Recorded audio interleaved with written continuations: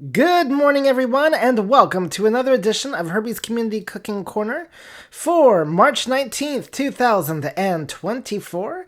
I am Herbie Allen here with you, and today I've got two very special guests, Heidi and Nick, once again from, I think it's New Hampshire, right? Yep. Now, are you guys still freezing to death, or have you guys learned what spring is yet? Well, it's funny you ask. We are starting to figure out what spring is, but it's still flurrying with snow. All right. Well, there is this place called Texas where we don't have that dirty S stuff. Um, but Most of the time. most of the time, yes. It is a catastrophe the very few times it happens, but let's see, but the last time was 2021, so I think we're doing good here so far. And anyway, I digress. Yeah, I have no love for the snow and ice. I really don't. But anyway, today we're going to make Andy's Mint cookies. I was originally going to be cooking along, but I had trouble getting the Andy's Mint chip things that I needed for it. So I'm going to be attempting this later this week. But I do, of course, have the recipe in front of me, and we'll talk about making the dough in general. Which so you guys have you guys pre-made the dough, or are you going to make it live on the? We're making it live. We're making it live. All right. Well, that Yeah, works because out. we were going to tag team. Yep. But I will still I still have all the other ingredients. I just don't have the mint chips, unfortunately. I tried chopping up Andy's mints, but it did not look like it was going to make 10 ounces worth of chips. So, but we're going to remedy that situation. So, with that, I'm going to turn things over to Nick and Heidi. And let's see, was there any other important announcements that I needed to make? I can't think of anything at the moment. So, guys, get bacon because we want some cookies. All right. Well, the first three things are done, which is hair is pulled back, hands are washed, watches are off. And I actually took out our butter and put it in our mixing bowl this morning, so it's had a chance to soften. And one thing And yep, I was yep, gonna say real thing since I was kind of supposed to tag team, but one thing that can also help too with the butter, if you get the spreadable butter, that'll soften a lot. I mean, it kind of is softer, so that can always help too. So anyway, go ahead. yep. And I'm gonna have Nick read the ingredients list, and I'll tell you guys what we already did so far. All right, so what you need for these Andy's creme de la mint cookies is half cup butter softened, 3/4 cup brown sugar, half cup granulated sugar, a teaspoon baking soda, teaspoon baking powder, 2 teaspoons vanilla extract, 2 large eggs, 1 10-ounce package of Andy's mint baking chips, 2 2/3 cup all-purpose flour. Okay, so we already have the butter in the bowl. We already have the brown sugar in the bowl. The baking powder and baking soda, I believe, are in the bowl. So they're separate because the liquid would activate the baking powder. okay. So what's in a separate bowl? Eggs, sugar, No, what do we have? baking soda, baking powder. No, what do we already have in the separate bowl? In the mixing bowl No, yes. is butter and brown sugar. Okay, so in the regular mixing bowl, we got butter and brown sugar. In a separate bowl, we have the baking powder and baking soda. All right, so now we got to do. Now you need to do the directions. The directions on this and on the bag is a little kind of funky because they tell you to do something and then mid-sentence they said don't do it. So I'm going to read it to you as it says. It says preheat your oven to 350 degrees Fahrenheit. Don't do this until after the dough has been refrigerated. So step number 1 should be step number 9. It says number 2, blend butter, brown sugar, white sugar, baking soda, baking powder, vanilla, and eggs until ingredients are well mixed. And that's what we're going to do right now. Okay, so put the sugar in. Where did you put the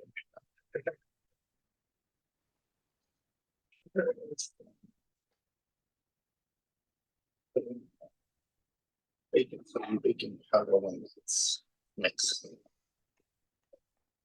So I am going to turn on the mixer. And I'm gonna crack one of the eggs.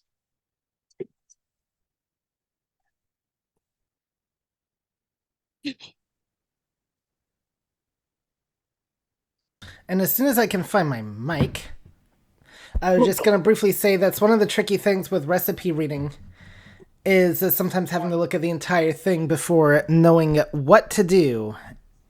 And that can definitely be super frustrating at times. Because I know I've made that mistake where I'm reading through a recipe, going in the order that I think it's giving me stuff in, and yeah. So I've cracked one egg, and there's the other one. I'm putting them in the mixer because he's mixing man.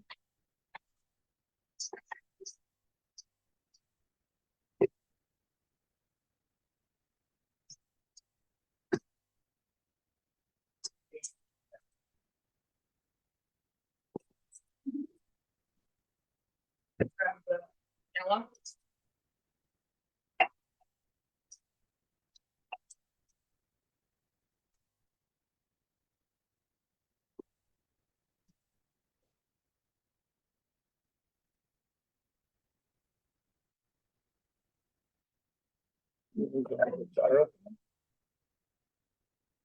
All right. Well, while that's mixed in,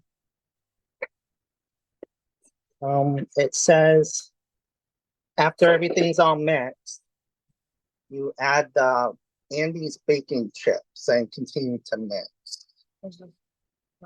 Right now, I'm fighting with a 4-year-old bourbon vanilla mixture. Yeah, I get you.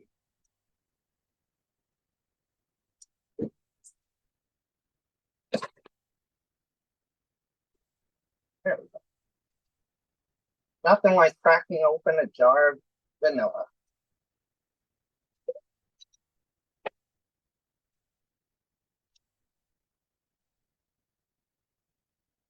Goodness.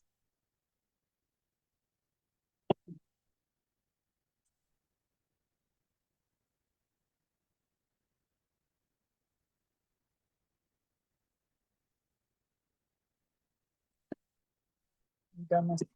And again. Yes.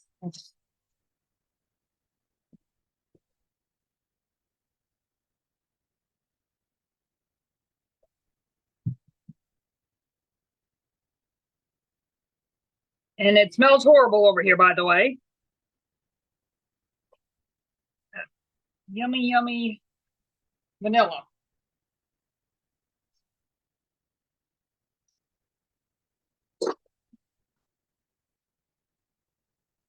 You had the flour yet? No, that's the Oh, next. that's the last step. Yeah, that's the last.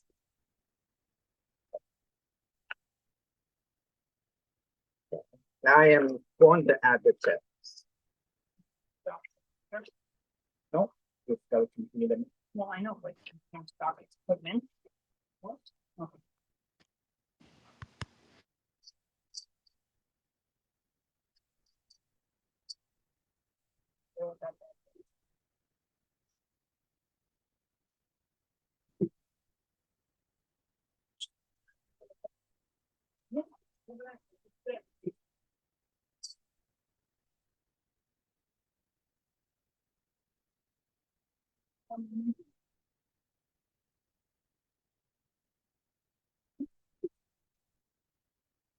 So that's all in. That's going to be mixing.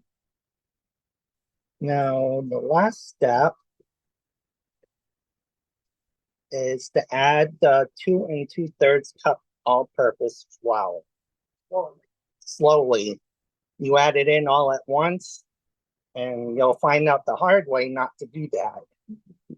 Because it will seize your machine or it'll make it wobbly.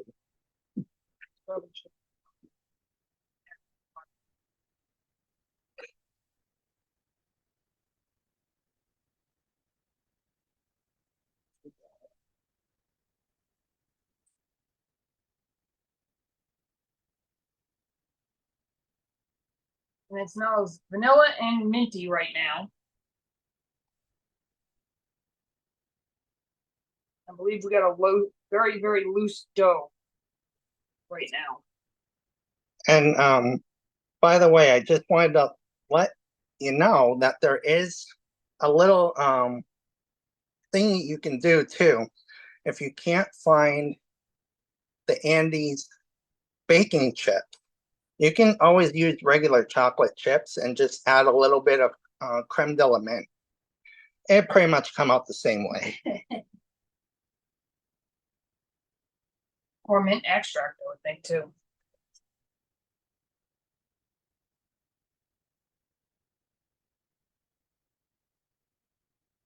How much flour did you add this time? I added a third.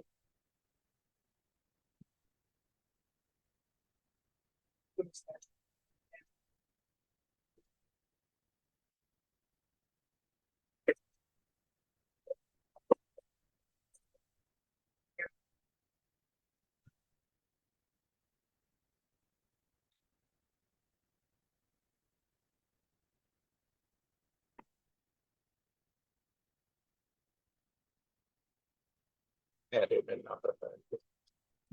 2/3. Nick just added another third a cup. Now I'm letting that mix in for a little bit. While it's doing that, I'm going to continue getting my flour.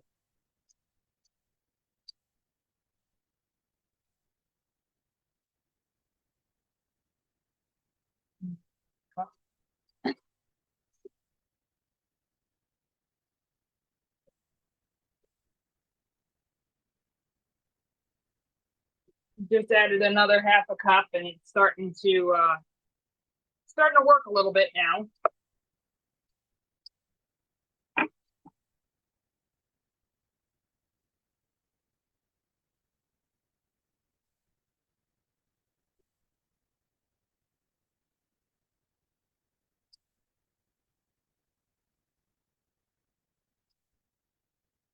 And the mixer's on low, right? Yes. Yeah. Mixer's on low. Is that another half cup? Yep. That would make it a cup. So we just added another half cup of flour. So we now have one more cup to go.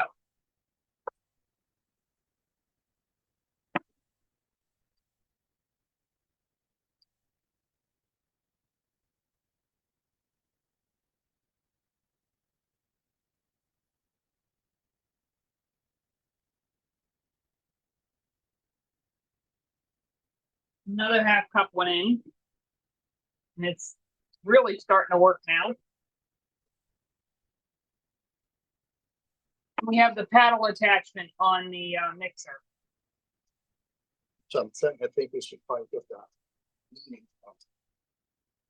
No, we don't need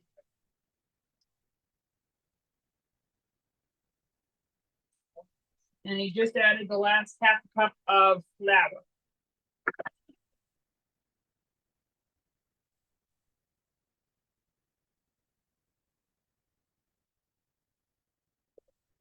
So, do we want to get to any raised hands? Okay, we currently have no raised hands. Melissa had her hand raised earlier, so Melissa, if you still want to ask a question, yeah, there you go. You can unmute. Yeah, sure. So Heidi, when you get the Andy chips, what do you guys do? If when you're putting in the Andy mint chips cookies, do you have to chop them up after you're done, or what can happen if you don't have that? If you don't have it, Nick, what can happen if you don't have the Andy cookies? What can you do? You can just treat this like chocolate chip cookie dough. So you can use regular chocolate chips if you don't like mint, or you just don't have the Andy's mint baking chips. And or the baking chips are kind of in the same size as the regular chocolate chips. Oh, okay. Or like I suggested earlier, you could do is if you do want the mint flavor, you can always add some mint extract, or you can just go with creme de la mint. How long does it take for you guys to make that creme de la mint? Do you have to chop it in there? It's in the alcohol section at your local alcohol store. Mix it up again real quick. Oh, You got all okay, the so flour. the Andy mints, where can you get those at? We got them at Market Basket. I will Like- tell you that I also did see them in Walmart. That's where I needed to look for them instead of my other grocery store. So that's where. So just look around, and they are definitely called Andy's mint baking chips. And but I saw them at Walmart. Oh, okay. And it's in the baking aisle. Oh, okay. And now how long does it take you guys to make those cookies? Well, We're almost we're done almost the dough. we're almost done the dough, and then we got to cover it and chill it for at least an hour. Oh, okay. I'm assuming the chilling process is to make the dough easier to work with. Okay. All right. Do Me? we? What? Yes, I'm sorry. Yes, we do have one more raised hand. If you, Okay. Stephanie. So how much sugar are you supposed to use? I mean, There's two different kinds. One was 3/4 of a cup of brown sugar, and I think it was a half cup of regular. Yes. And a half cup of regular sugar. All right, so that's all mixed up. It's all mixed up. All right, so I'm gonna get out of your way real quick so you can put the kettle in the sink. Not that I don't mind being covered in mint chocolate chip dough.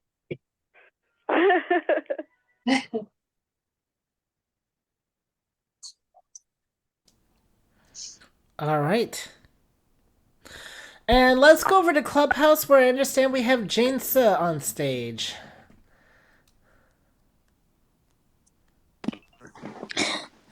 Yeah, I was evidently gonna cook with you guys, and then I also couldn't find said mint baking chips, but I did find the little, I guess they call them squares. The kinds that Olive Garden gives you. I found like I think it said 27 ounces of that. I was gonna use that. Is that well, I would have to cut it into I don't know. I guess I could have used that one. But also, what happens after you chill the dough? You obviously have to take it out of the fridge, and then Yeah, do and you then have you to? make 2 tablespoon balls and you roll them. Get ready. I wanted. Oh. One thing I do want to mention is kind of like a little hack is a lot of people would probably end up putting the dough once it's all mixed up, wrapping the mixing bowl, and just putting it in the fridge. I suggest don't do that. What I would suggest is taking the dough out of the bowl. Yeah, ball. That makes sense. Thanks, honey. And putting the dough on parchment paper, and then wrapping the dough in the paper and putting that in your fridge. That way it's a lot more easier to work with once it's cold. We've done it either way. Yeah, but after it's all done, I believe you get 2 tablespoon doughfuls and you roll them in a ball and you stick those on parchment paper and you flatten them just a little bit and then you bake them.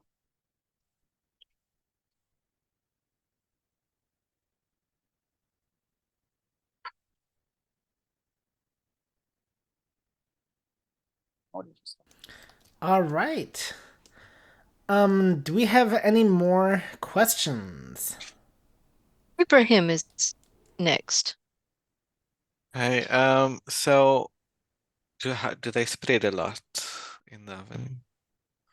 Oh, echo. Oh, oh my. Remix. Yeah. Yeah, I was just asking, do they spread a lot, and how many can fit on a standard size sheet? I don't think they really spread a lot. The last Okay, time we made these, we didn't even chill the dough. We just did it right from the bowl. And they really didn't spread too much. Okay. They kind of just spread like a regular chocolate chip cookie. Okay. So about an inch apart. I'm just waiting for Nick to be done so I can open the fridge for him. Well, isn't it the gentleman who's supposed to open the fridge door for the lady? Well, yes, but he's dealing with the dough and I'm not. So. Well, that's I also figured the gentleman's. Aren't we supposed to be the breadwinners? And bringing the dough, in the form of. Oh! You're talking about cookie dough. Yes. I was told once I should be the breadwinner of the timer for household, 1 and it's like, well, hour. that's interesting. I didn't know I had to bake bread, but. And there is another recipe on the Andes mint bag. And when Nick gets a chance, I will attempt to read microprint while word. it's Andes mint brownies, and we have made these, but we did it, I believe, slightly different than this recipe calls. All right. I think we just might have to visit that next week, but I'll make them. Okay. All right. So for the Andes mint brownies, we're going to do that next week. No, Herbie's going to be doing that. Oh, I mean, if you want to present it next week, that's fine. I'm not objecting, but. Oh no, I thought you wanted me to read it next week. I'm like, okay. Oh no, read it this week. Oh, okay. I said I was going to make them next week. Okay, I gotcha. All right, so the directions on this is very, very, very simple. It says 1 package of brownie mix and 1 package of 10-ounce Andes baking chips. That's pretty much it, and it just says and everything on the brownie package. Oh, okay. Yeah. So I just follow the. Okay, well that is just easy. follow the brownie package. But what I recommend is because that's gonna be really minty, really, really strong. I mean, like stronger than those peppermint patties. So what we did, and even then it was a little on the strong side, is we used 2 boxes of brownie mix. Oh, there you and go. 1 package of Andes mint. And it still came out very strong. But very tasty. All right. Well, that's an interesting idea. All right.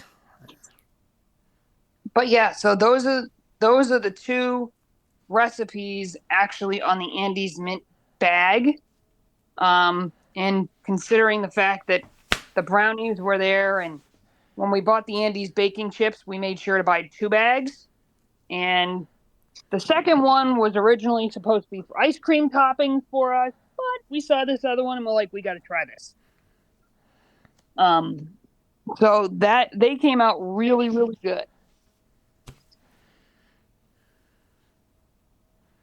And then to make Chesters or cookie ice cream sandwiches, after you're done baking your cookies, you let them cool. And then you take 1 cookie and you flip it upside down, and you put a scoop or two of your choice of ice cream. In our case, we are going to do vanilla bean ice cream. You put another cookie on top of it, and then you wrap it in saran wrap or press and seal, and you stick it in the freezer. And take it out and enjoy when you want it.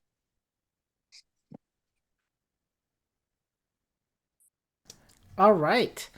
So, there you go. So have you put the dough in the fridge yet, or is Nick still making dough? Nope, he put it in the fridge, and then I set Lady E to an hour so that it'll have time to chill. Ah, time to chill. That's always a good thing. Yep. So in the meantime, why don't we? I don't know if we'll. Let's see. It's right. So we'll talk more about the baking process of the cookies in a little bit and what you'll do once you take them out. So a couple things. So first of all, so yeah, like a lot of chocolate chip cookie recipes tend to call for both brown and white sugar, and they feel very differently from each other usually in terms of like the packing. Like the white sugar, of course, comes in your paper type bag thing, whereas the brown sugar tends to come in a plastic type bag. And of course, your white sugar and flour usually tend to come in similar containers. And now you used a mixer for this one, correct? Yes. Okay, that's what I thought. You can do it by hand. You can do it with a hand mixer, or you can do it with an electric stand mixer. I tried an electric stand mixer once, but it stood me up, so How dare that mixer do that? I know. We do But- have a raised hand whenever All you're right, ready. Sorry. ready. No, I'm ready. Go Okay. ahead. Okay, Rachel. You can unmute. There we go. So my question was, if you're using the extracts, the peppermint extracts, does that go in the same time as your vanilla?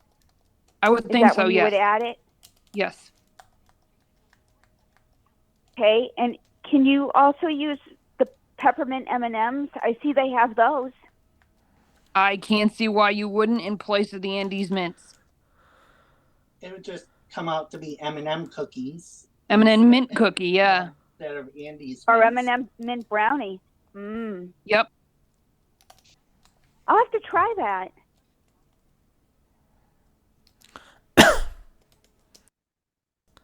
Definitely. Hey, Ibrahim has his hand raised.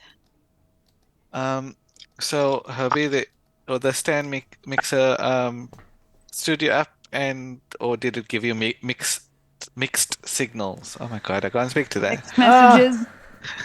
It just it got me all mixed up. What can I say? And another a question. So I read some chocolate chip cookie recipes where they save a few of the chocolate chips and manually push it in afterwards so that the top of the cookie has a pretty look to it, I suppose. Yeah. Sounds logical. I've never seen that, but sounds logical to me. Tasty either way. Done that. With the Hershey's. Oh, the Hershey Kisses. Yeah, I You've put made that Kiss in. cookies. Yep, I put that in. Yeah, the Kiss cookies. Those are good too. Can't remember what the name for them are. I think Yeah, something it's flour. Kiss cookies, because you're using a Hershey Kiss. Now, do they have Hershey Kisses in South Africa? They do. Seattle. Wow. Okay. I shouldn't be surprised, but. Yeah, it's the only Hershey product that's good. Ah. Well, no. So you don't like Hershey's chocolate syrup or Hershey bars? I actually haven't had the chocolate syrup yet. Try the chocolate syrup with vanilla ice cream. And, I'm not a big fan of the bars. Yeah, I'm thinking that it must be comparable to the American Cadbury compared to the rest of the world's Cadbury. Because Cadbury is amazing or really good here, but Hershey isn't. So I'm guessing it's swapped. Well, I've not had Cadbury's chocolate syrup. I don't even know if such a thing Oh no, exists. no, I'm talking chocolate bar, not Yes, syrup. chocolate bars. Oh Yeah. no, not chocolate bars. Yeah, you cannot beat a Cadbury bar. That I definitely agree. Um, Cadbury bars are very good, and I'm surprised they don't try to sell them more over here. I mean, given how popular like the Cadbury's cream eggs are, the one Cadbury product that you don't like,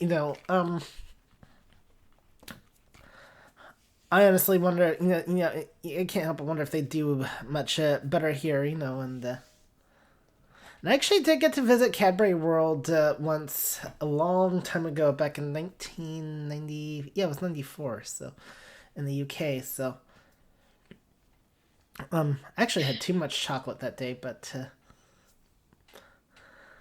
Is there ever such a thing as too much chocolate, honey? Depends on the chocolate. you'd be surprised because that's the Cadbury's is some pretty rich chocolate, like American chocolate. Not so much because, but Cadbury's is a little bit richer, so that stuff you do have to be a bit more careful with, actually. But yeah, Cadbury's chocolate bars. Okay, well, And we have another raised hand all whenever right. you're ready. Melissa. Yes, ma'am. Oh my God, those Andy Mint cookies. Those are like so good. I wonder when we're gonna make the dulce de leche cake. I've been waiting for that. Yep, I do need to make that, and I think did you send me the recipe for it? I can send it to you on YouTube, yeah. Yeah, send me if you can email me the recipe, that would be really good, and then I can actually see about making it. So, send me the Yeah, recipe. I can. Yeah. I Send me the can do that. recipe, and then I can make it. If I don't have the recipe, I kind of can't make it. So, and Yeah, I I did can send you send an it to email you the other through day with YouTube, right? Through YouTube or through. YouTube or email works the best, but whatever way works is easiest for you. Okay, I can send it to you from YouTube. Okay, that's fine. I will get Or it. I'll send it to DJ Fergie so she can just text you it. Yep, that's fine. Either way. Okay. Either way works for me, and I will get that call booked once I have that recipe for, if not next week, then maybe the week afterwards or 2 weeks afterwards. We'll see. But we will get her done. Okay. Okay. Cool. So let's see. A couple other things when it comes to cracking eggs. Of course, you have the choice of cracking it directly into the bowl if you're nervous about shells. I did it and- indoor again Yep. because the mixer was further away from me. And you get to check to see if And sorry, what was that? What was that, huh? Oh, and you get to check the egg to see if well, I guess this would be a visual thing if there's any blood in it. That would be visual. Yes. Yeah, there's I never even heard of that. Yep, especially if you get farm fresh eggs. Some of them tend to be fertile. So you want to definitely check before you add them. Then I think I'll just stick to getting my eggs from the grocery store, where that's probably less likely of that happening. So I've actually gotten some bloody eggs from the grocery store too. Okay. Very rare though. Very Yeah. rare. I would imagine so, but yeah. But it does happen. Well, that's why they tell you to cook the eggs and don't do things like we do, like eat raw cookie dough. Exactly. Exactly. As tasty as it is, not a great idea. But even though I know the dangers, am I gonna continue to eat raw cookie dough in the future? Very likely. So, I say it would be the best 15 minutes of your life, but then you'll be spending a long time at the hospital. Yep. Unless you got the because they do have those cookie dough balls from Ben and Jerry's. Yeah, they're eggless. Yeah, they're eggless, All right. Good to know. but they're tasty too. Yep. Well, we have a couple of raised hands. Do you want to take those now? Yeah, Or let's wait? take them. All right. Area code 303 ending in 935. You may unmute and please identify yourself. Petra. Ah, okay. You're right, Herbie. That's me. I was going to tell you. Sorry, Nick mentioned the blood in the eggs. It makes absolutely no difference to the flavor at all. Nope, It's it doesn't. totally irrelevant. Yep. Yeah, if you can see it, it might gross some people out, and most people, even sighted, don't give a damn. They're just pretty fine. much. So don't worry about. I think the idea that we were talking about was cracking eggs in a bowl to make sure you don't have any pieces of shell. Now I'm comfortable That's cracking my correct. eggs directly Yes. into the mix, but people crack them into a bowl not to look for the blood, but to make sure you don't get any eggshell in. Yeah, that's what I was But the thinking blood of. in the and I- egg means absolutely nothing. No. Yeah. I guess it's just a visual thing. Yeah, it is. And like I said, and I Yeah, was just- thinking about the shell. But you're correct there, Petra. I was definitely thinking about the shell, not to. Because some people. Yeah, like, and Nick, you just grossed everybody out who never needed to know that. yeah. Oh well. I'm sorry, guys. I'm a little. I guess he blunt. took away our protective shell, so Yeah, there we go. he can be exasperating. The reason I He can did be it was because the exacerbating mixer sometimes. was How do you put further up with away him? from me, so I just put him in a ramekin and did it that way, and then handed it to Nick so he could put it in the mixer. Couldn't you get All right, hold on, everybody. If you have a question, definitely raise your hand, and we'll get to you. All right.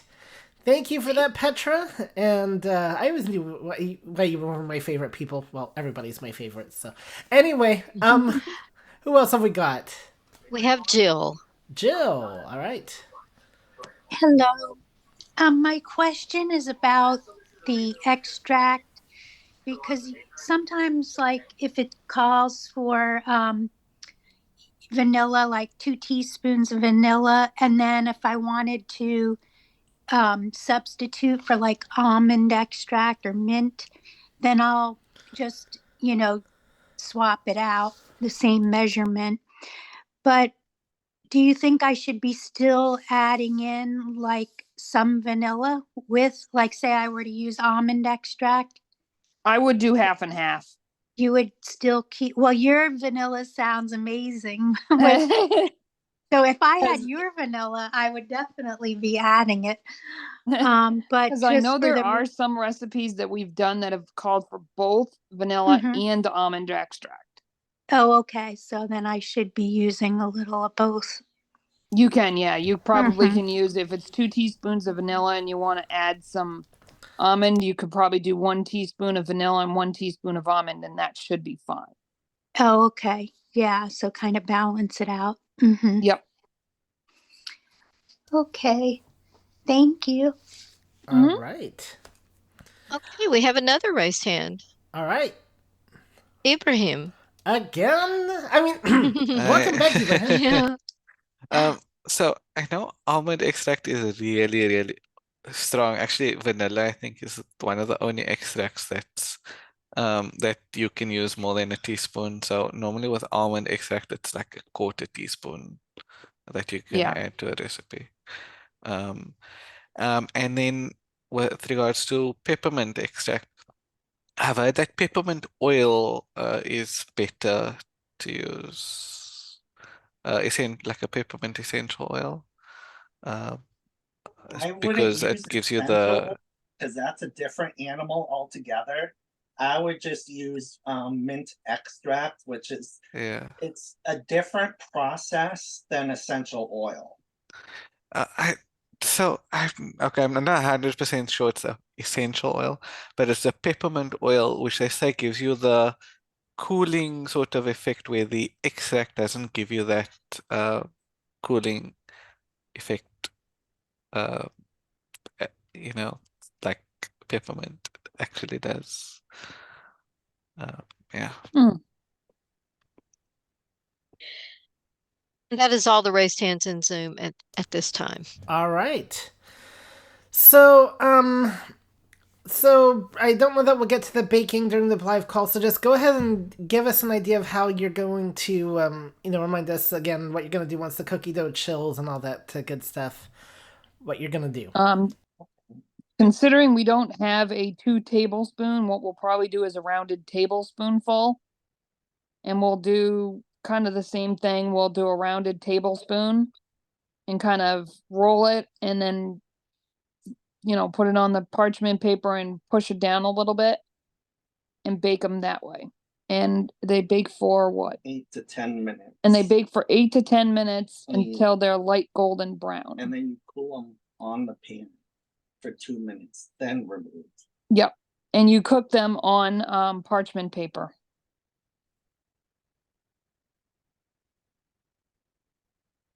Yeah, that's it. All right. Now, are you going to line your cookie sheet with parchment paper?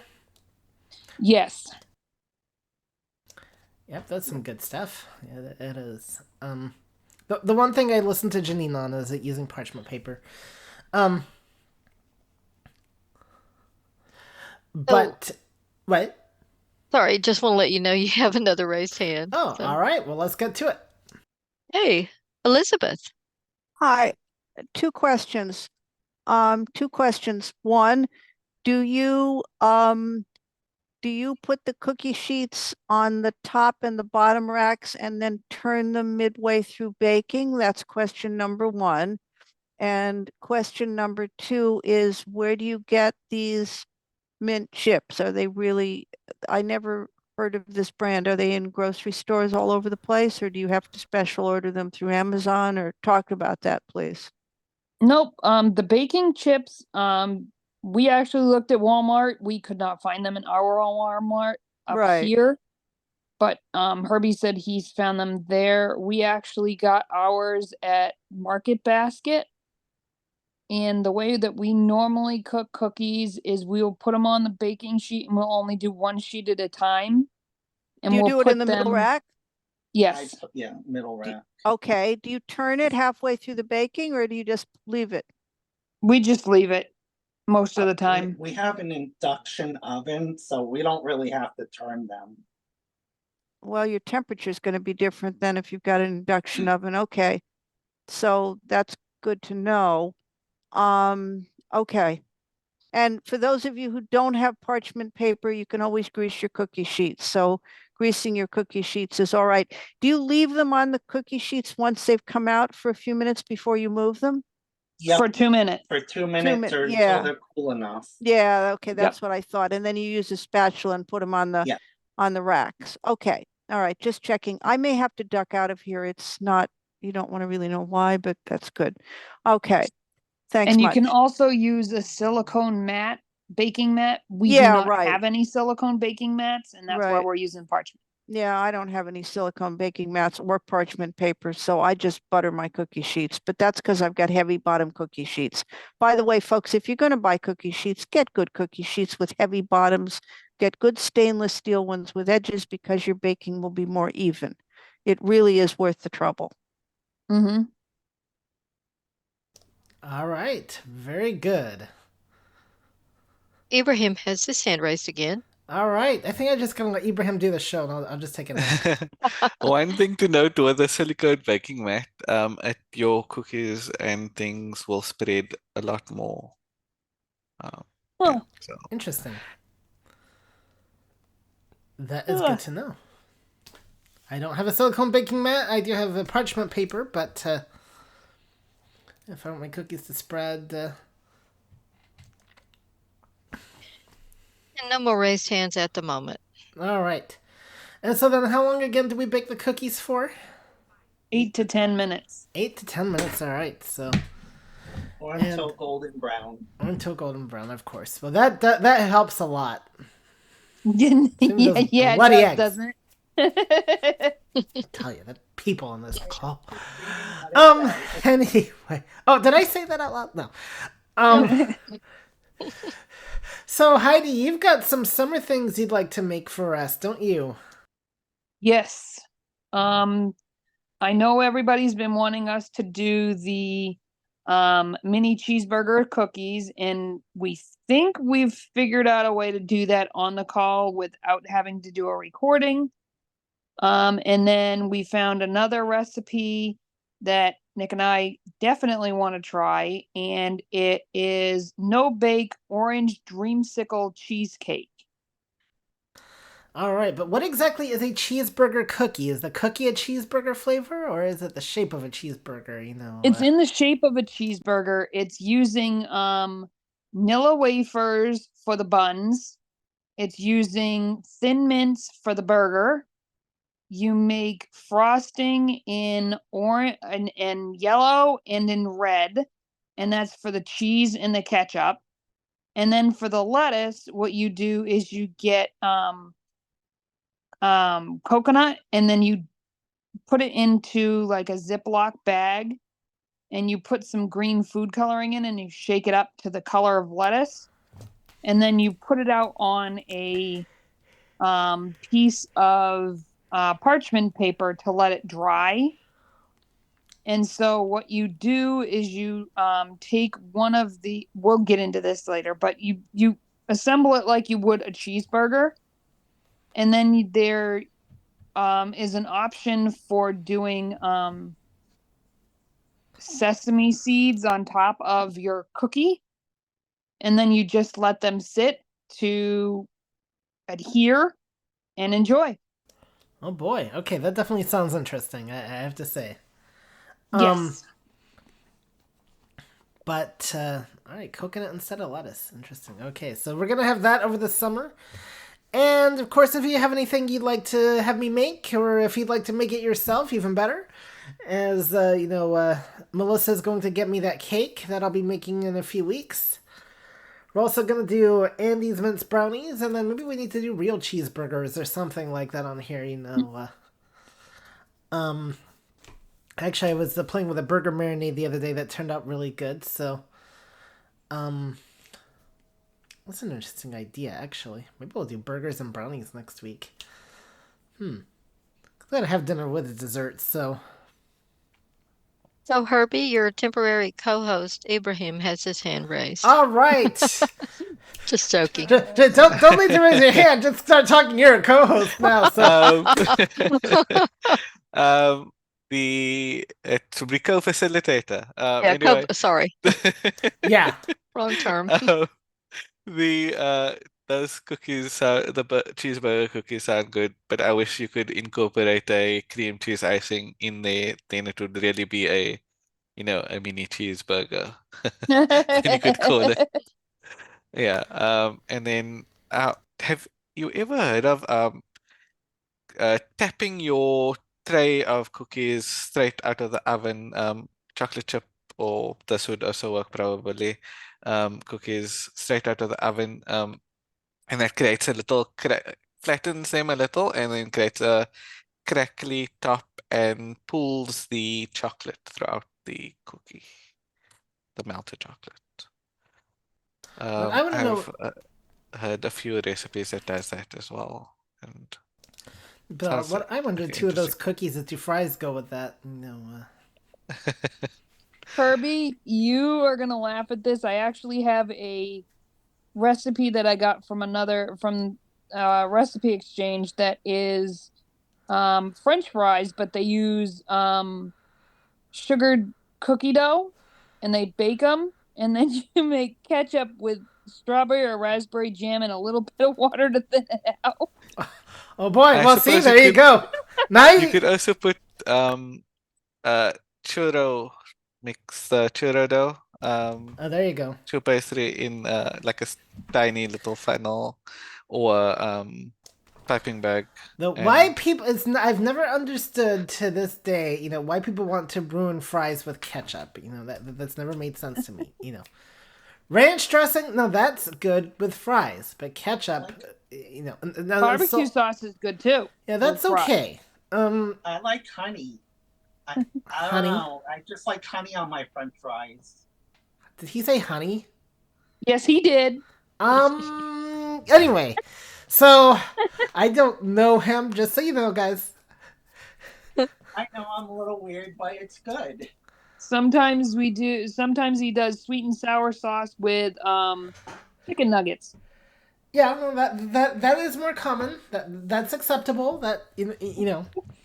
Um, but I mean, I will say honey on fries sounds better than ketchup on fries. I will go that far. Salt and pepper, of course, that's the best thing to have on fries. But um,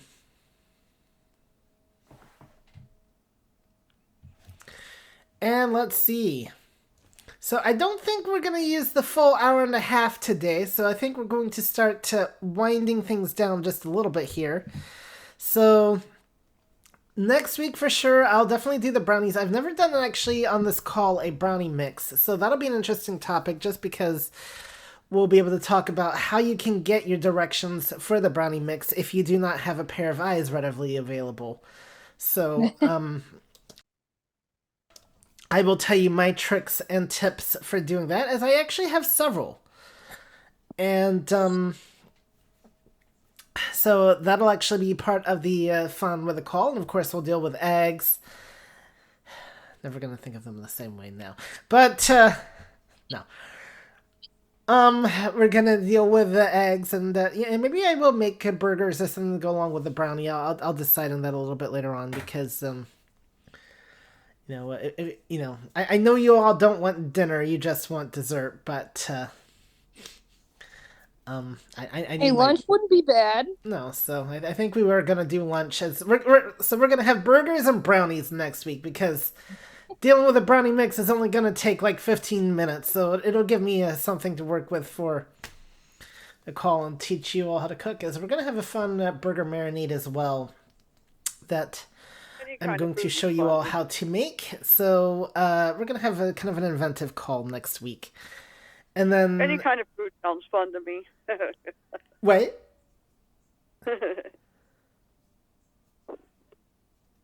What was that? Any kind of food sounds good. All right. How about dog food? No. Ew. Oh, well, there you go. Then not any kind of food sounds good, then, does it? Just had to mention that, I know my dad. It's so funny. My mom used to caught him eating dog cookies one time. We can eat those? Oh, wow. Oh, my. You can actually make human grade dog treats. I've done it, and Smokey loves them. I never thought of that. So when you had the dog named Smokey, so he would have fur. So I guess you could look at the fur and go on top of old Smokey. Okay. Yeah. All right. Well, we're having some weird stuff on the call today. It's people's dads eating dog treats and honey on fries and okay, yeah. Oh boy. Yeah.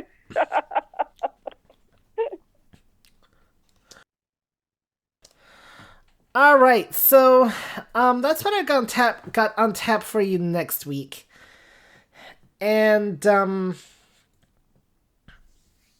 so yeah, we're gonna talk about doing dinner and dessert. We'll have a busy kitchen next week, and we'll just see how that works out. And let's see. So then the Dilla's Dolce cake, or however you pronounce it. And I'm not even gonna try to. I will once I get the actual recipe and all that good stuff. So Melissa will be sending that on to me hopefully this week and all that good stuff. Want to remind you that we do have a cooks list, and you know what? Since I'm in front of the computer, I can actually give you the exact address to use to subscribe to the cooks list. And the easiest way to do it right now, honestly, is if you go to today's email, of course, if you get the community emails, then you can just click on the link that says subscribe to the daily cooks list. But if you do not have email, then you can send an email to acb-cooks +subscribe at acblists.org, and that'll let you subscribe to the list. So that's acb-cooks +subscribe at acblists.org. Also, for those of you listening on Media 5, if you have not subscribed to the community list, you should do so by sending an email to community@acb.org, where you will learn about many of the other calls happening today. And also, tomorrow, I do have my Accessible Online Games call, where we'll be doing apples to apples. No, it's not the food apples. It's not even the Apple iPhone. It's the game apples to apples. And that will not be on Media 5, but that will be on Zoom and Clubhouse. Hope you'll join us for that, as that can be a very interesting game to play for our Accessible Online Games call. Coming up later today, in the meantime, we do have, on ACB Media 5, we do have Unmute Presents. And I think that's it for you guys today. You might have one other call. Let me take a look here. Let's see. It's 56 after the hour. Just letting you know. All right, perfect.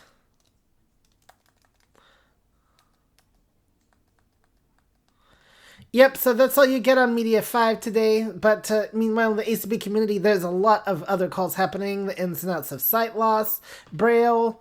We got what does ACB mean to you? So quite a bit happening. All right, Heidi and Nick, did you have any last thoughts before we... Last thoughts? Nope, we're good. You're good? All right, so, co-facilitator, did you have anything you wanted to say? I mean, Ibrahim, did I say co-facilitator? This is the last call for anybody to actually raise their hands in all seriousness before we do wrap things up for good, so. No raised hands in Zoom. No raised hands in Zoom? All right. So, I will be making these cookies later this week, and I will tell you how those turn out. And I'm assuming we have no hands in Clubhouse, correct? I have been checking unless my thing is playing tricks on me, which if it has, I'm sorry, but I have not seen any. All right. Well, then we'll assume there hasn't been, as that thing is usually pretty good. All right. Well, I want to thank everybody for coming today. Thank you, Heidi and Nick, for presenting. Don't forget, if you would like to present something on the call, let me know through community@acb.org if you don't have my email address already, and that will get to me, and we will talk. And on that note, Allison and Chanel, you may end the rooms. All right, good morning, good afternoon to everybody, whenever you are listening to this, and welcome to another edition of Herbie's Community Cooking Corner. And this time it truly is community-based once again, as, well, it's not just community-based. It's going to be Community Cooking Corner meets Wake, Make, and Bake. Yes! Wake, make, and bake. So we're all waking up. We're going to make this, and we're going to bake it, and then we're going to eat it. Hopefully there's enough time for us to eat it. I think there will be enough time. So you probably recognize the voice of Janene Lee from Make and Bake. Welcome, Janene. Hi, Herbie. Hello. I'm so happy. So am I. You know, it was good enough for other food calls to merge, so we're going to do it on this one, too, and see how it works. So I'm going to make meatloaf, and then Janene's going to make turkey loaf. And, so we're going to do the meatloaf and then turkey loaf. And we're going to do them one at a time? We can, or we can do them together. We could do them together. All right. Because we're kind of using the same ingredients, but a little different. Yep. So I'm just going to briefly talk about the meatloaf. And then Shanine's going to talk about the turkey loaf, and then we'll get started. So the meatloaf is one I've made before. Ground beef, onions, bread, eggs, ketchup, salt, and pepper. And if I can find it, maybe a little bit of allspice. But that is the meatloaf. Ooh. Okay. And in mine, my favorite. Herbie, can I interrupt you? Yes. Because I'm good at it. You have a hand up. Do you just want to wait until later? So I tell you what, let's get to the hand in just a second. Thanks for letting me know, though. So throughout most of the call, I do ask everybody stays muted unless you are cooking along with us. But we will create gaps when we take raised hands. But we will get to them before we get started if there are any raised. And then Janene, talk about your turkey loaf real quick. Yeah, so I thought that we weren't making the full loaves, Herbie. I thought we were making in muffin tins today. We're making turkey muffin tins and mini loaves. Because Yes. you said you would try that. So we're not making the standard loaf today.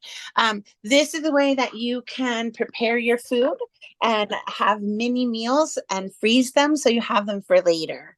So I'll be using, I bought these silicone, I love silicone now. Silicone baking things, and they have 4 mini loaves. I also have large muffin tins and small muffin tins. So there'll be smaller portions, and I'm not putting it in the traditional large loaf pan or 9x13 thing. Is that what you're doing too, Herbie? Making them smaller portions? I could try that. I must admit, I've actually never tried putting meatloaf in a muffin tin. Yeah, because that's what we talked about, remember? Yes. Maybe not. Not quite. Okay. Not quite. But actually, you know what? I tell you what.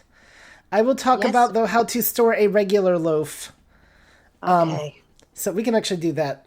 But I will actually have to try your muffin tin method at some point, too. But I will talk about how to store a regular loaf, because that can also be done. Believe it or not. Yes. So my ingredients are turkey, fresh mushrooms, eggs, bread, milk, garlic, basil, oregano, onion, and red robin seasoning, and mushrooms. I said that. So You did. That's my. All right, so let's I get like to mushrooms because you're such a fun guy. I know. All right, I understand we have a raised hand. Okay, now I'm unmuted, I think. You are. Right. Okay, it's Elizabeth. Go ahead, Elizabeth. Am I muted or unmuted? Yes, you are unmuted. Wait a minute. Okay, here we go. Okay, so I noticed that the turkey meatloaf recipe that you posted has a lot of tomatoes and things that are that isn't in the one that you're making. I am making it with that. Okay, you're making the one with the tomatoes and the ketchup and everything. Yep. Is there a reason that you're doing that for the turkey, or could you do that with either one and it's just a different meatloaf because there's dozens of meatloafs out there? That kind of thing. You can use whatever meat you want. I just don't eat cow, lamb, pig. Right. The only meat I eat is turkey or chicken, and I really try really hard not to eat meat. But if I'm eating meat, then it'll be turkey. But yes, you can make this the same way with other meats. Okay, so it's just a variation on the thing. Because I was wondering, it seems like there was a lot of really wet stuff in the turkey version with the tomatoes and everything, and that just seemed a can of tomato. Yeah, a whole can. It seems a little wet, so I'm just asking about that.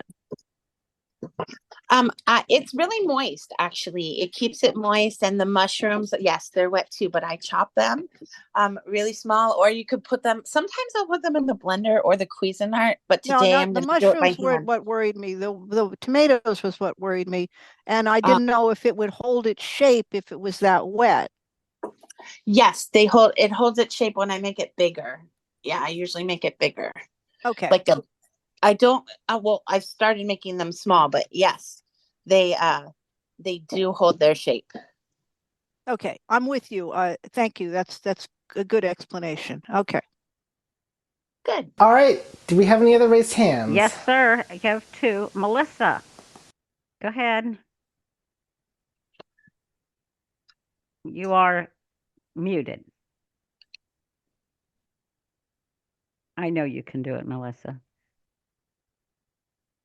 What we can do, I'll come back to you, Melissa, and I'll go to Danette, okay? All right.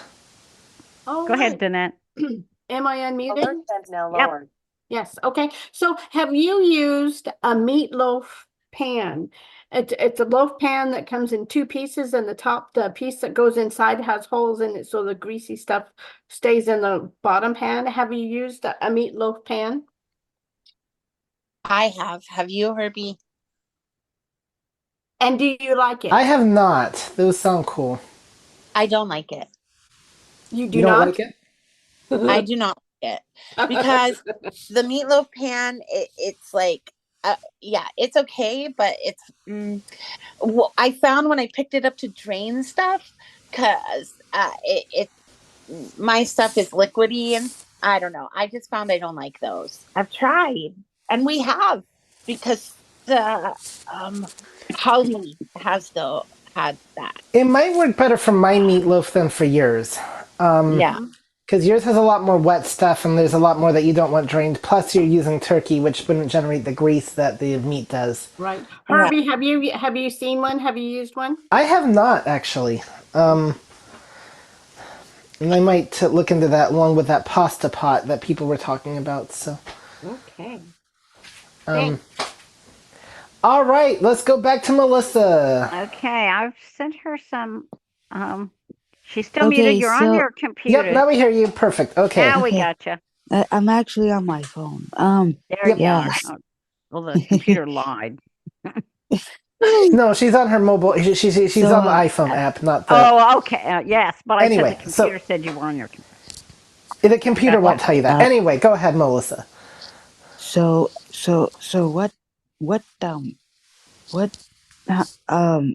how long will it take you to make the meatloaf when you boil the water, Janene? Do you have to put the ground meat inside first, or do you have to boil the water first? What kind of seasoning are you going to put in there? Okay, well, I've already started putting my stuff in the bowl while y'all are speaking. But I'm gonna put basil, oregano, garlic, and the way I do it is I pour it into my palm. You hear the can opener working because my handheld didn't work, and my new fandangled one, I forgot how to use it. So yeah, I put it in my hand. I measure by my hand, and I just dump it in. I don't cook the meat first. This is raw meat. So I've never made meatloaf with ground meat cooked already. Me either. Yeah, no, it's raw meat, so the meat's gonna cook in the oven. Oh, All right, and we will explain more of the process as we go along. All right, great question there, Melissa. All right, anybody else before we can actually get started?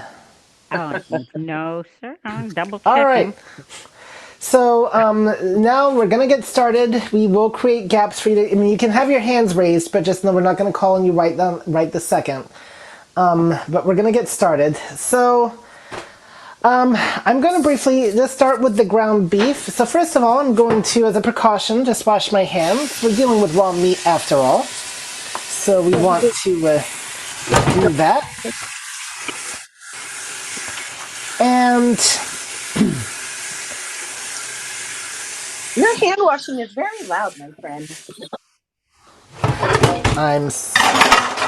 Don't know what to tell you. It's a now sink. You're tearing apart the kitchen. Yep.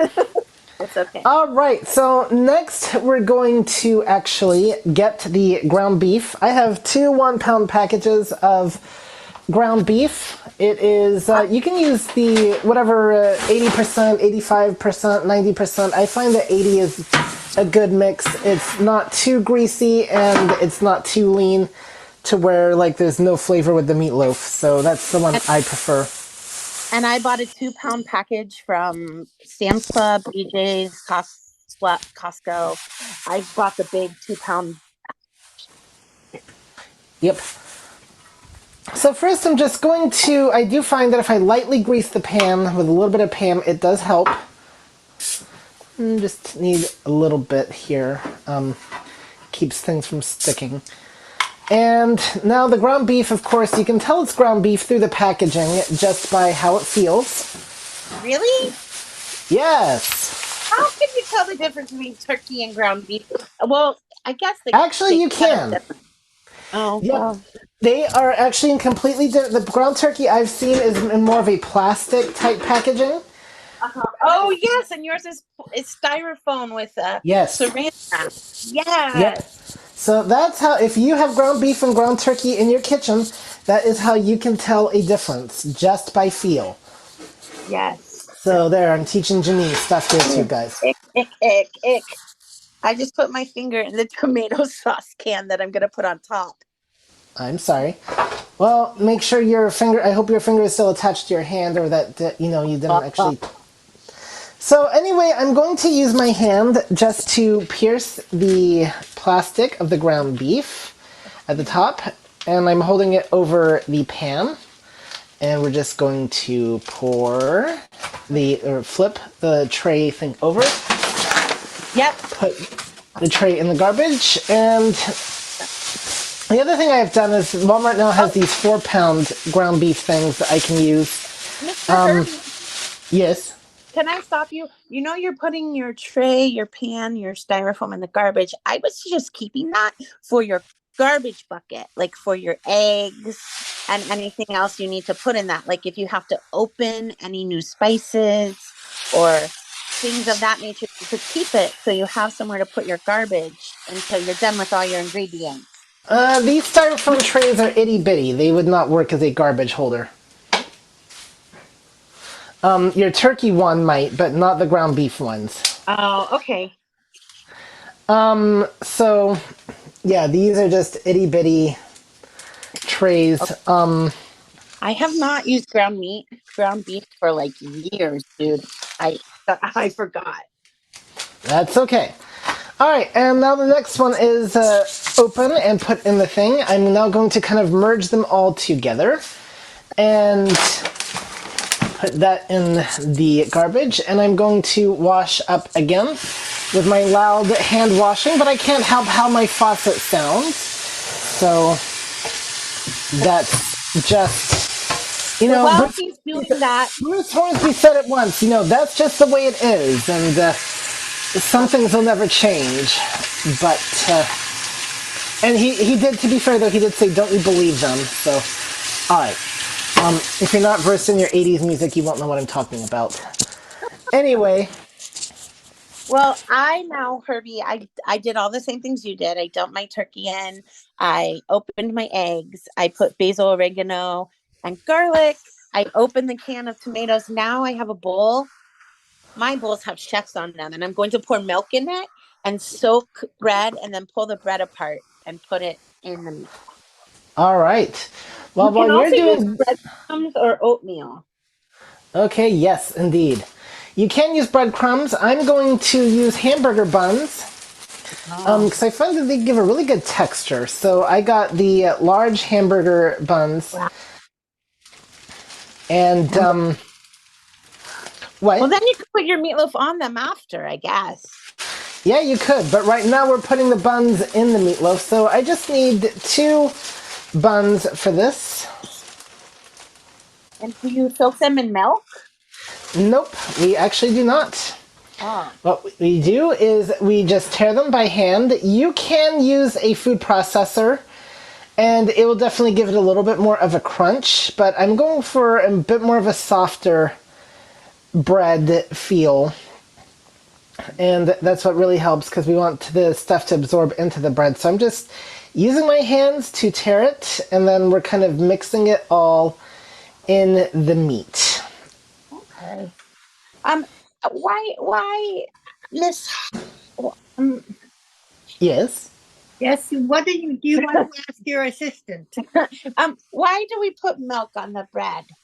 We've done this for 30 years. Why? Just to make it softer and more moisture. Okay. Well, when I use breadcrumbs, I don't make them wet. But when I do this recipe, then I do it your way. This is my mom's recipe that you soak the bread in milk. Your mom recipe. Okay. So Yeah. Your mom's grandma or your grandma's mom? My mother. So Your mother. She decided to come and visit.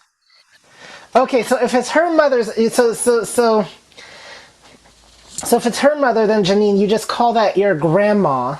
I know. You would just say, You Yes. said your grandma's mom's recipe, so that implies that it's My grandma and my mom, but then I tweak it because nobody else puts the mushrooms in it. I got that. No. I got that myself. I only know of you and one other person that would put mushrooms in, maybe two other people. But Really, they're really good. Do you like mushrooms? no. I love them. They're like the best for everything. Like I put them in my fettuccine alfredo, and yeah, Good for you. I do. Okay. Okay. But I think I do know some things you do not put them in. I do not think, for instance, you put them in your brownies. Why would I put mushrooms in brownies? They're not. Because they go well with everything. No. They don't go well in the brownie. Bad, Herbie. You do not mix savory and sweet like that. Mushrooms and brownies? No. Well, I guess if you were making savory brownies, like cornbread muffins, He's you just could. jerking your corn. Oh, is he? Okay. He's just jerking. He helped you out there, Herbie. All right, next. You know what? I think mine needs one more hamburger bun.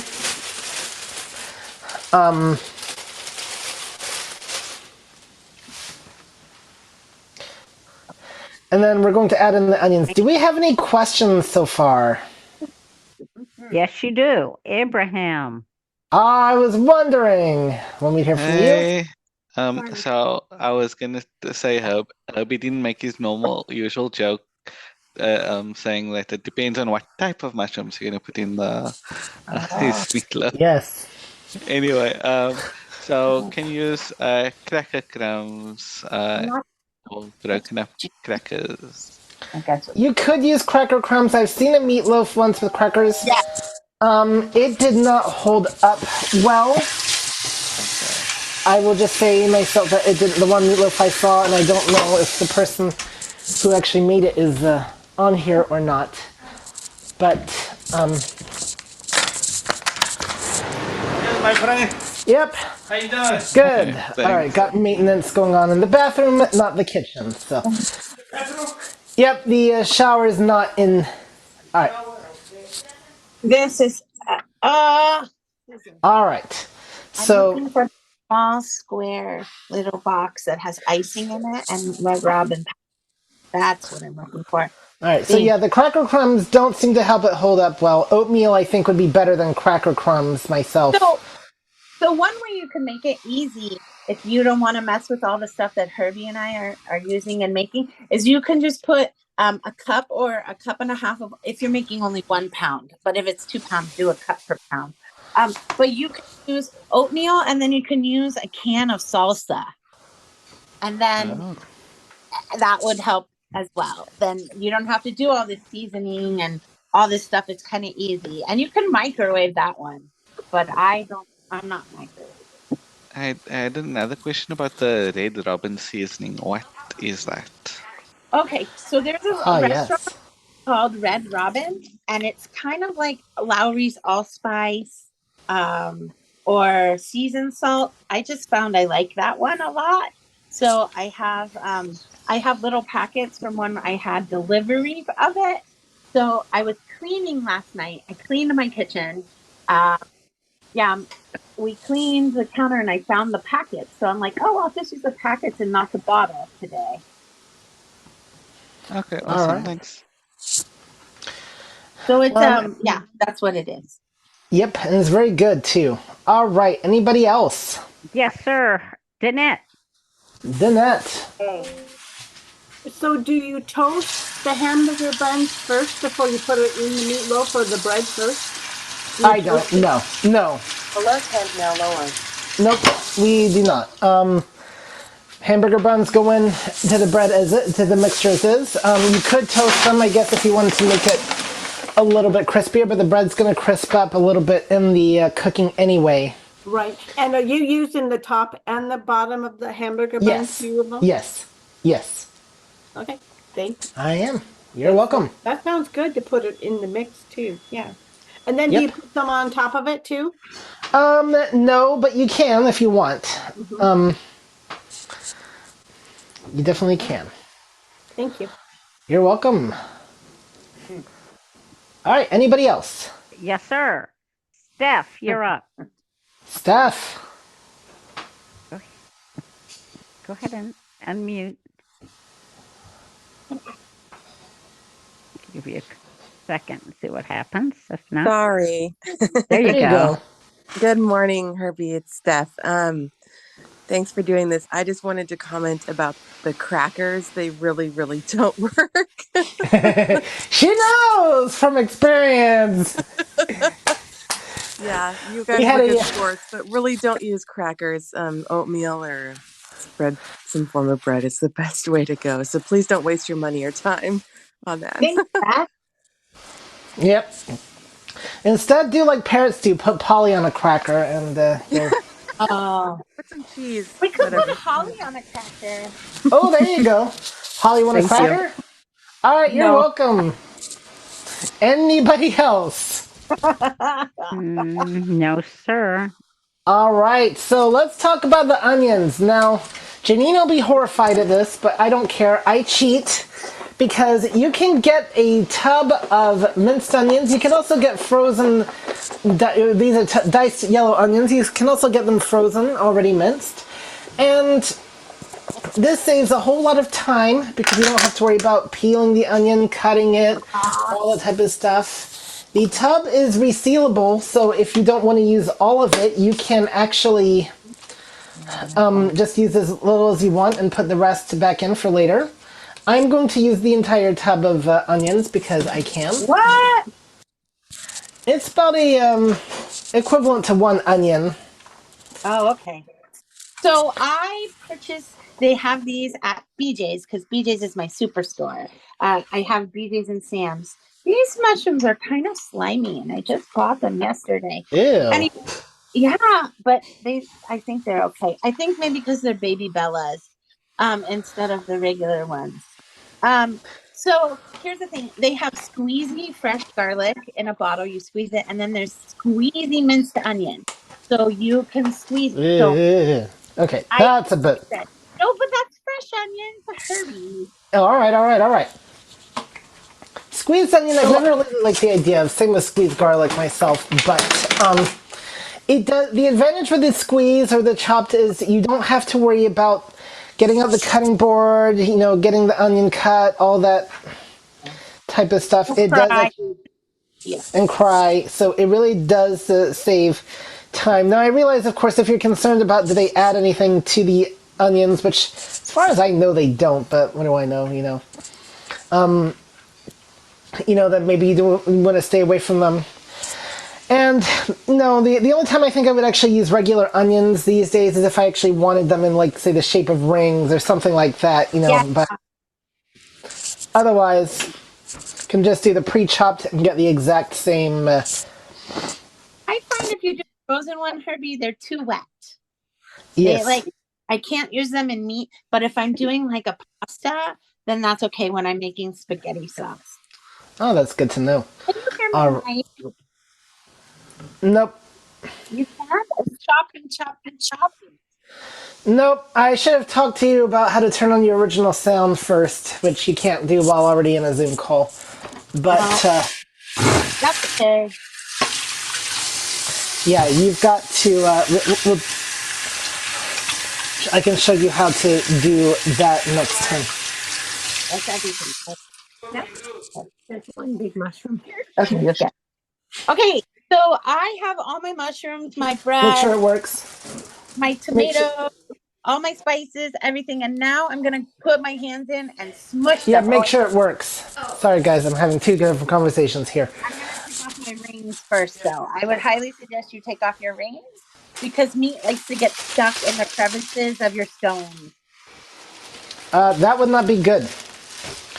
Okay. Now we're mixing with our hands. Are you at the mixing point yet?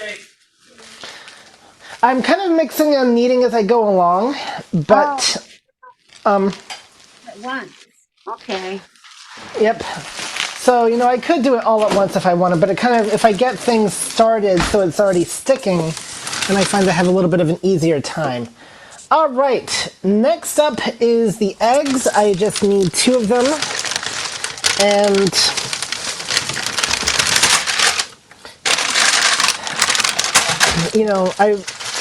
eggs can be a tricky thing for people. I realize it can be exacerbating, but because I'm good enough with eggs, I can crack directly into the pan. But Me if you too. are not, if you are not, then you might want to use a separate bowl so you can fish out any shells. But I just crack directly into the pan itself, and my fridge is not fully closing. Why? There we go. Okay. So, let us do this. Egg number 1 on the side of the pan. What pan are you using? I'm you're using using a a 9x9 loaf pan. Oh, okay.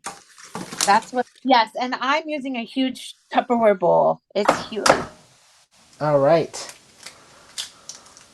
And by the way, I'm using my Christmas present. I got this this cutting board that one side is black and one side is white. So one side I do vegetables and one side I do meat.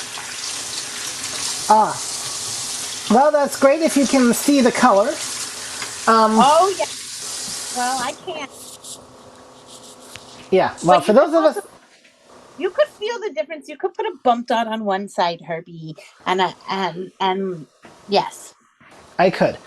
All right. So now that that's done, I am going to mix all this in. So with this, we actually can just mix by hand. So we don't actually need any specialized equipment or anything like that. Well, I think in your case we need special equipment for your hands. Just kidding. You know what? You not mix it in your KitchenAid mixer if you don't want to touch it. Well, I'm not afraid to touch these stuff. If you are concerned about touching it, then yeah, you may not. You can always wear gloves, but I'm not afraid to touch the mixture and work with it and make sure it's all liquidy and that type of thing. So it really, I would just say, guys. I mean, people have different levels of squeamishness and stuff. Anything you can work through, it can definitely help. And anything you can't, you can always adapt for. So if you're not fond of raw meat, for instance, you can always use gloves. Of course, you could just, not have as delicious of a meatloaf and buy the frozen kind that you pop in the microwave or whatever. But that stuff is not as good in my. So Herbie, you cannot purchase turkey meatloaf that you can pop in. Most of the stores only have beef or pork or the mix. Yes. So, but that's where Chef Janene Incorporated could start a very interesting business. And, I will tell you, as a non-pork eater, I would tell you that in an increased line of chicken and turkey products, I would so love myself. So, you could sell frozen turkey loaf and, things like that. And, Loave seasoning or Justice. It's okay. So when you have it all mixed, Herbie, do you taste it to make sure that it's all spiced up correctly? I do. An excellent question, and no, because there is raw meat involved. So I am not going to take my chances with that. Okay, well, more. I do, because I have to know if it's spiced enough. Well, I would suggest if you're going to sample it, do your spice mixture separate from the meat and then add it in afterwards. So that way you can taste it safely without, any risk of salmonella or anything like that. Raw turkey especially is not safe to sample. I get it, but And same with raw. And same with what? I live on the edge and I sample it to see. Okay, well, I do not. That's your decision. I do not recommend that though. I really do not recommend that. Especially, it'd be safer for me too, just because beef is safer to eat raw. So now I'm dealing with my ketchup, typical ketchup bottle. I'm gonna use about a half cup. That'll give it plenty of flavor. And the precise measurements also make it sure that everything is seasoned well, and I use my hands to feel where the liquid is and make sure it's all permeating through. So that's another reason why I do not sample. Plus my sense of smell will tell me these things. So, but yeah, you do not actually really, I mean, we take our chances when we eat cookie dough and things like with raw egg in them. But you really do not want to eat raw chicken, raw turkey, so raw meat. So I do not recommend the sampling whatsoever. I recommend instead, if you're concerned about your spice mixture, do it ahead of time. Do it separate from the meat, and then that would be a lot safer than. Then raw. I get it, dude. I get it. All right, good. We're just different. Well, I do not want to unintentionally poison my people here, because I actually want people to show up to my cooking call. They'll still show up. We're not poisoning anyone. Okay. So I'm going to spray my stuff now. I heard you spray yours earlier, but I spray it after it's mixed. Why do you spray your pan before? Because I'm already working within the pan. That's the beauty about this. I don't need a separate mixing bowl. Yep. What? Well, I thought I explained that. Yeah, I'm working directly within the pan. Oh, no, you didn't say that. Okay, I thought I did say that. Yeah, I thought I did say. I didn't Yeah. hear that. So you're using the pan as your mixing bowl? Yeah. What? I've never done that, ever. Well, that's the disadvantage you have with those loaves, is that you can't do that with your mini loaf. The big one. You know why? Because I make enough to make 2 meatloaves, and then freeze one or whatever. I think if I'm going to go through all this effort, then I should just make the big portions. Well, you're still doing 2 pounds, so you could actually do it the way I do it in the pan if you were doing a regular. But yeah, nope, this is all done directly in the pan. So yeah, I'm glad I did say that. I thought I was going mad, and and she backed you up. So yes, you're Holly loves me. So thank you for saying her name. I don't know her name, but I appreciate it. So I'm going to help you. I'm going to help you remember her name now with this cute little tune. It's fun to say Holly. It's fun to say Holly. That is your mother's name. Since the day she was born, you can say it while tooting your horn. Good. I like this, Herbie. You should send me a sample of that, and then I will use that as your ringtone. All right. I actually will. Do you think I will? Yes. I will. How you'll get it to work as my ringtone nowadays with what iOS does is beyond me, but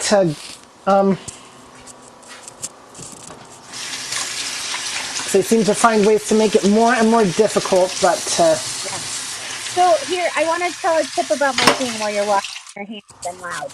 So I am putting in these in my little loaf pans. You could little, when you guys make bread or like carrot cake, carrot bread, zucchini bread, loaf. That's the size of loaf tin I'm using, and you should probably fill it almost all the way to the top because it will shrink. all right. So that's what I'm doing now. I'm filling it up. But you don't put anything on top. So I put tomato sauce on top, but sometimes I put vinegar in it so it tastes nicer. Or you can just put ketchup on top. All right. What do you put on top? Some seasonings, salt and pepper. Oh, I don't use that. You don't use them. I use some vanilla, some cinnamon. No, actually, I don't. But really? No, I don't. But it's really good. I try that today. a really good idea, Herbie. Vanilla, cinnamon, nutmeg. All right, I can't wait to see how your meatloaf turns out. You could put nutmeg in it for a little spiciness. I could. Herbie, you have 3 hands up. All right, three good, hands. good, good. So hold on. Before we get to the hands, I'm now going to put mine in the oven and set it to you bake. preheated your oven? Did you tell us you turned your oven on?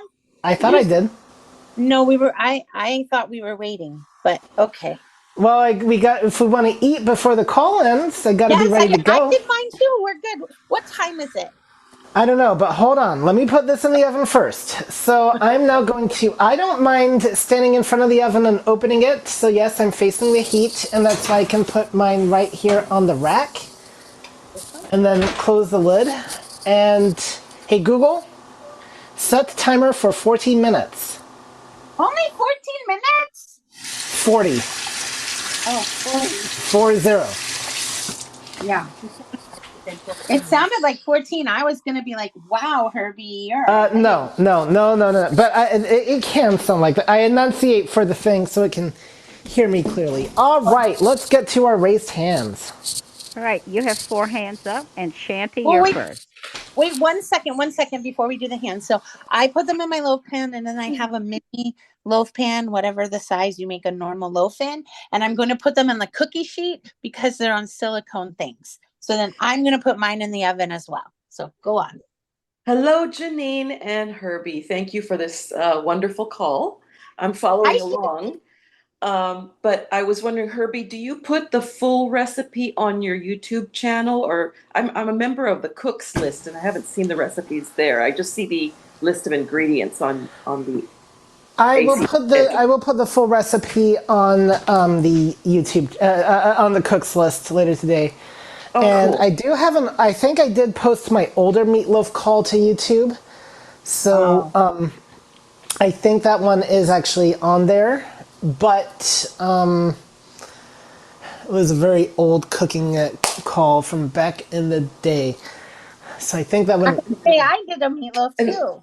Yes, you did. I'm making turkey meatloaf as well. It's a little different from yours, but I like listening to both of yours. I don't use as much sauce, but I like the tomato idea. That sounds yummy. It really does. And I cheat. I use meatloaf seasoning, which I don't know if you can get it all over the country, but you can. McCormick makes a really good meatloaf seasoning. Or I'm thinking of maybe if I want to make a more poultry kind of taste, get the poultry seasoning and try that. It sounds wonderful. And also, just before I take off and listen, can I find other full recipes that you've done this past couple months? Can I find those on your YouTube channel, Herbie? So I need to upload some more, which I will do today. Also, and I will post the link again, I do post a link to my Dropbox folder, which does contain text copies of most of the recipes that I have done. Oh, cool. And you post that to the cooks, correct? Yep, and I will post that again today. Yep. Fantastic. Thank you so much for being. And they are all in text format, so they'll be able to be read by anything. Cool. Very cool. Thank you. You're welcome. Okay, Kenny, you're up all the way to Hawaii.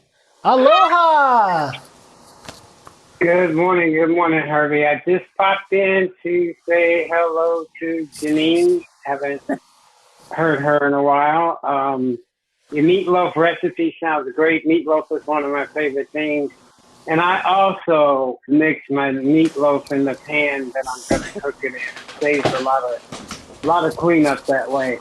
And I'm glad I'm on the call because I just found out that McCormick makes the meatloaf seasoning. So that was good. I'm going to look for that next time I do meatloaf. But you guys have a great day. Herbie and Janene, you take care. You too. You're the best. Happy birthday. I'm sure I'll talk to you, but if not, happy birthday. Thank you. Next one, Janene. All right, so I guess, if people come on my call to say hi to you there, Janene, all right? I see how it is. I'm popular too, Herbie. I know you've been saying, do, wake, make, and bake. Here's the thing. I mean to, and I have the recipe, but then typing the computer stuff up and getting my thing in with the recipe and all that stuff, it's a lot of work. So that's, yeah. And I'm Well, typically you've on got a Wednesday morning. system to help you with that type of thing. So, all right, who have we got next? Okay, Abraham, you're up. So I was thinking to make it more muffin, like you could do like a breadcrumb topping or like a crumbed topping to it, or maybe like a cream cheese, savory cream cheese with like spices in it, as to top it. Interesting. I can't remember who.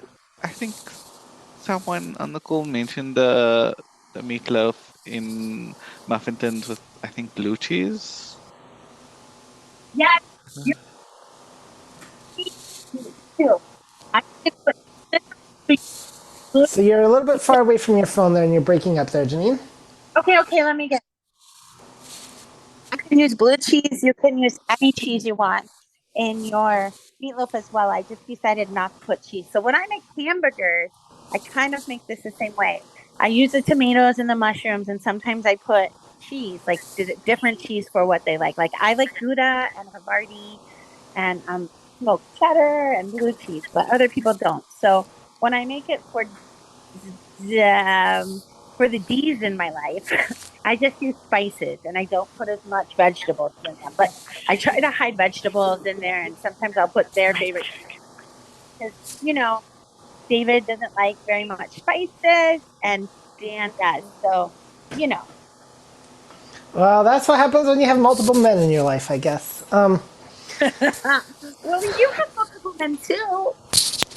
I have multiple men. Wait a minute, what? Multiple women. I mean, you have all of us in the community. Yeah, but I don't cook for you all. Oh well, I come on over, Herbie. I'll cook for you.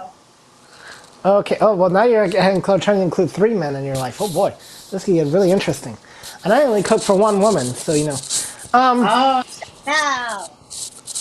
Yes. The only person, I mean, I've met people who are in community, but not because they were in community. Like Steph and I, for instance, we go way, way back to 2000. But at that time, I didn't even know ACB existed, let alone the people in it. I did not know Cindy Hollis. Janine, if you and I had met at that time, it wouldn't have. I might have been like the first blind person you met, and you'd have been just some sighted person that I would have known. I knew you before Cindy Hollis. You knew Cindy Hollis. Yes. We But convinced you to come into the community, dude. But I'm talking about 2000, not 2020. Okay. Okay, I'm do you gonna remember? put this in the Do you, oven you now. remember the year 2000? Y2K. All right. I'm pulling out my oven rack, Herbie. You're so proud of me. Yes. But yeah, subtract 20 years from what you were thinking of there, Janine, and you'll go. Then what I'm saying will make a lot more sense. I said subtract 20 years. You're thinking of 2020. I'm thinking of 2000. Oh, okay. Big differences. Okay. Echo. Set timer for 40 minutes. 40 minutes. So no. Okay. So yes, now in 2020, yes, I did know you, Janine, before I did know community. Community, yes. Those were the days. But I now did we all know. are together. Yes, yep, I did know about Community, but I didn't, So, but yes, but I'm talking about 2000, because you still had your site then, right? I did. I lost my sight in 2019. Yeah, so if I'd have met you in 2000, I probably would have been the first blind person you'd have met, correct? Probably if I was in Texas and I was at the airport going to a board game convention, then yeah, I would. Well, I was in Washington in 2000, so Washington State. So I haven't been to Washington State. Well, you should go there. All right, I think we have more raised hands. Yes, let's do it. I'm gonna wash my hands while we take gonna these go meetings. to somebody who hasn't had the opportunity to speak. And that would be you, Miss Laura. All right, Laura. Janene and Herbie. Hello. Couple quick questions. Hi, I Laura. wondered, Herbie, if hi, glad to have you back. I wondered, Herbie, do I have to have Dropbox to come and download your link, or You do. I don't have it right now. You do not. Because the way I do it as a public access folder. So it'll show up in your web browser, and you can download the files that way. And if you have Dropbox, then there is a way it should give you an option to add it to your Dropbox. But nope, you do not need Dropbox to access. Okay, great. And for Janene, do you have any idea if Wake, Make, and Bake is coming back? I hope so, because I used to listen to you all the time, and I miss you. Aww. Let me come back to the phone. Hold on. I stepped away to wash my dishes. Yeah, I'm working on it. It's just I did them on Wednesdays, and Wednesdays seem to be busy. But yes, I'm working on it to figure out a time that I can come back because I really love it. So hopefully, maybe next week. Well, no, not next week. This week is Thanksgiving, right? Maybe Yep. next week. Next week. I'll do something next week. All right, so I'll be very looking good. looking out for you. Okay, Thank and you. I will post the recipe to the cooks list beforehand. Awesome. I have to put it in the description anyway. All right, excellent. Thank you for the question. Okay, Herbie, You're Danette's welcome. next. All right, Danette. So, Herbie, in yours is just the two. Alert hand now lowered. It's just the 2 hamburger buns, the chopped onions, 2 eggs, and ketchup and spices. Is that all? Yep, I actually did end up using 3 hamburger buns, and I probably could have used a 4th if I wanted it even a little bit more crispy, but yes. And the ground beef, of course. Right, of course. 2 pounds ground beef. Yep. Don't forget that. Yeah. Don't forget that. But that's all that's in mine. Yep. Yeah. What kind of spices did you use? I just use salt and pepper. You can also use allspice. I didn't find it. I have sometimes added garlic to it in the past, and that it kind of works. Have you used? I would sometimes put brown sugar in the meatloaf. Is that something? Yes. Oh, now there's an interesting idea. Yes, you can. Or you can put it on top of it with the tomato sauce. I mean, because I use the ketchup, but I think it would go nicely with the ketchup. So yeah, that's an interesting thought. I'm not fond of ketchup, so I would probably use barbecue sauce. Oh, there you go. Okay. Yes. Thank you. You're welcome. Okay, Melissa is next. All right, Melissa.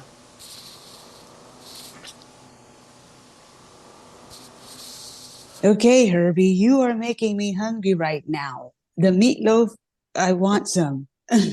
All right. How long did it take you guys to do the meatloaf for? Well, it took. I mean, this meatloaf recipe, especially with the chopped onions and stuff, I can get it put together inside of 10 minutes and baking, which takes about 40. So really under an hour. Ooh, nice. Janene, you make the best meatloaf. Oh, thank you. You're welcome. Last time to put it in the muffin tins, and when you put it in the little things. Yeah. And then you have little mini servings for people if you're having dinner party, or you could take it for lunch and freeze them. Now I'm inspired to make some bread. I think next week I'll make pumpkin bread. Oh, I love pumpkin bread. It's my favorite. That's what I'm doing next week is pumpkin bread. Yeah. All You heard right. it here first. Thank you, Excellent. guys. You're welcome. Okay, you want more? You ready? We want more. Herbie? We're ready. We're ready. Okay. Petra. And just make perfect. Can you mute me, please? I can't. I don't know your name. I can't. I'll get you. It's Cindy. Hello. Not Cindy Hollis, but all right. Good morning, Petra. Thank you. How are you all? Well, I know you're all well. Thank you for doing this. I missed it. If you said, what's the temperature on your oven? 375. 350. Yeah, 350. that's about Yep. what I always use too. Seems pretty safe that way. Yes. Let me put everything away. I saved this. Okay. And I Hey once Google, had a recipe stop. that It had heard me say 14 grated minutes too. Hey cheese in the Google, meatloaf. set Okay. timer for 26 minutes. Hey Google, Oh, is that and Herbie? set Okay. timer for 26 minutes. So wait, do we have any more hands up? I forgot our host name. Yes. What's up? So hold on, guys. So Petra is making a Oh, comment. okay, While I Joy. was fiddling with my Google, and sorry, I should have muted. So she was asking about putting grated cheese in the meatloaf. I mean, that would definitely change the texture of it. Yes. You want to use a denser cheese. If you use American, that's a really soft cheese. So I would use feta or blue cheese and crumble it, or else a sharp smoky cheddar or pepper jack. I wouldn't suggest American because that's so thin. Or yeah, you could always put Parmesan Reggiano, just a harder cheese inside. All right. You should try it too. Like the cheese gives flavor. I've done blue cheese burgers, and then I put less stuff in them. Yep. I just find at restaurants they don't do it with turkey because they pre-do it with cow. Very sad. All right. So who else do we have? Okay, Abraham. Have you ever had boiled eggs in your meatloaf? Like No, sliced? Yeah. I have not put boiled eggs in my meatloaf. Maybe Herbie has. No, I have not. It's not a bad combination. Yeah.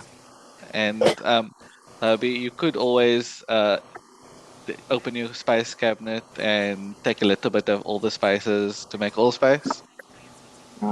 Yeah, he's right.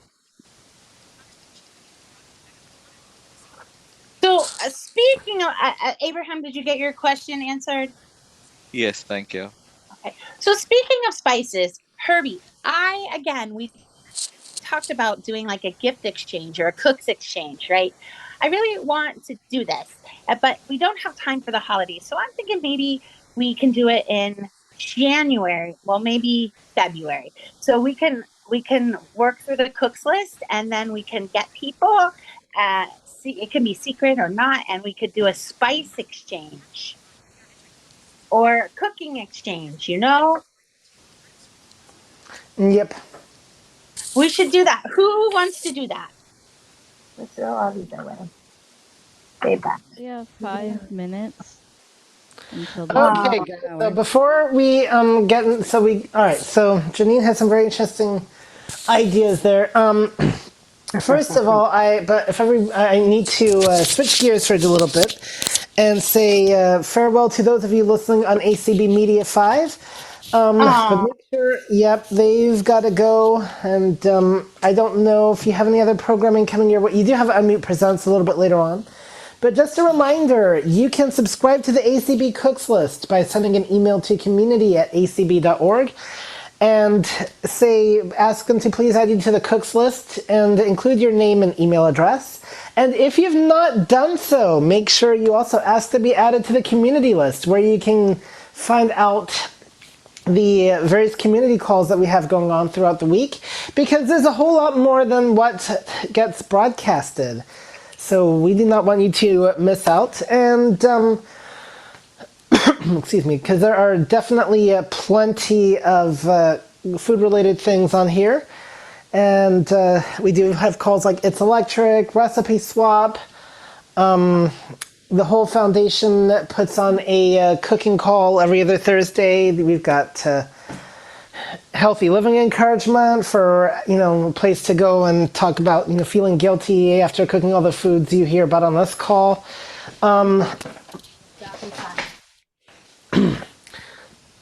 So that is that, and like I said, you've got Unmute Presents today. You do not have Helpful Hints with Homophones, as that has been canceled. But Forever? nope, just for today. Just for And today. then we do have nightly entertainment. Like on Thursdays, we have Double Talk. We have Every Double other Talk Thursday. every I'm other talking about Thursday. I'm talking about what's on Media 5. Double Talk Thursday is not on Media 5. No, it's not on anything live. No.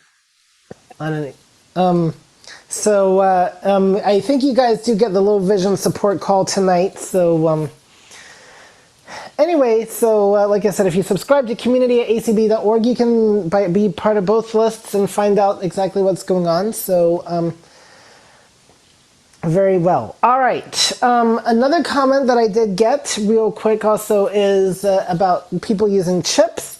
Well, I wouldn't recommend like chocolate chips or anything like that, but you could. I also maybe pita chips might be okay, but again, the issue is No, they're hard stickiness. and won't absorb. Yeah, and Well, so you you. could try it, I guess. I wouldn't say no, but I wouldn't. I don't I mean, think it'd it be would. like using crackers, but the thinner chips, I don't think. I mean, they'd absorb, but I think a bit too much. So, but you could try that if you want, but I recommend the bread as the best way to go You myself.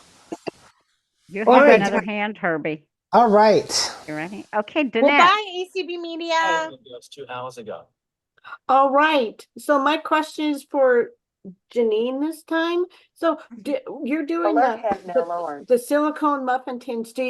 Have you tried to put that in, to do it in the air fryer? I don't have an air fryer. Wow. I have not. I don't want an air fryer. I've tried the air fryer and I didn't like the air fryer or the Instant Pot really.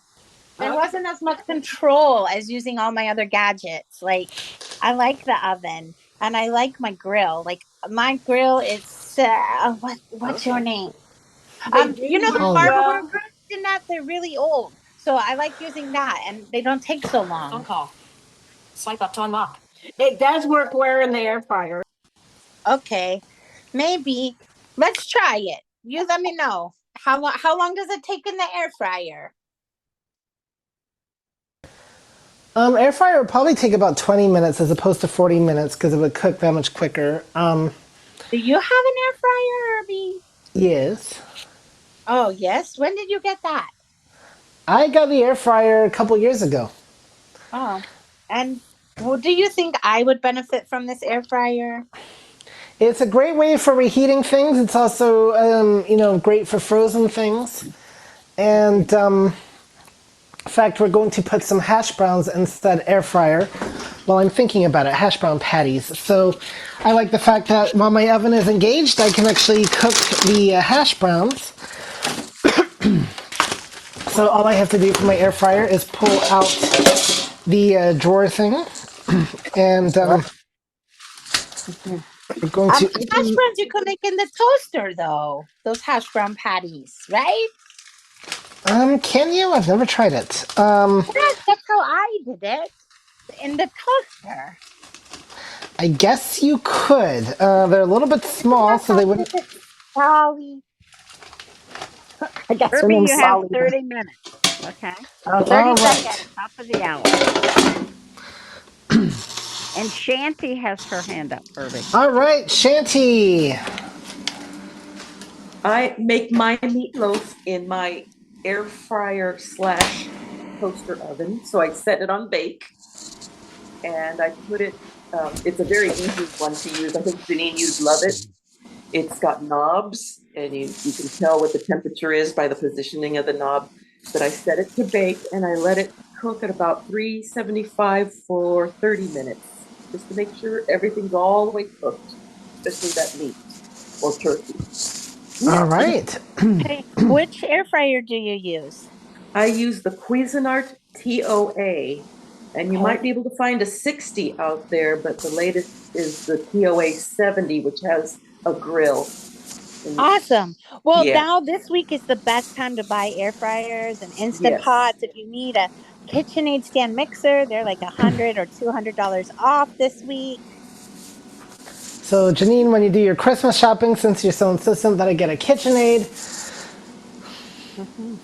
Well, Herbie, my birthday's coming before Christmas, so you can shop and mail things to me on December 13th. All right, well, happy birthday. I'll send you a thing Early. that you can use for a ringtone. All right. You've got multiple you, men in your life. I don't need to send you presents. Let them do the work. All Oh, right. let's not bring them. And tell them, you can tell them I said that too. I don't care. No, we're not going to tell them. Let's not engage them. They're busy. They're busy. One's well, working, one's sleeping. okay. Well, you don't have to tell them right this second, but I'm just trying to make sure they slave away for you for your birthday. That's all. Oh, thank you. I wonder what they'll give me. I don't know. I don't know. I'll ask them and I'll let you know. So, Okay, thank you, Herbie. You're welcome.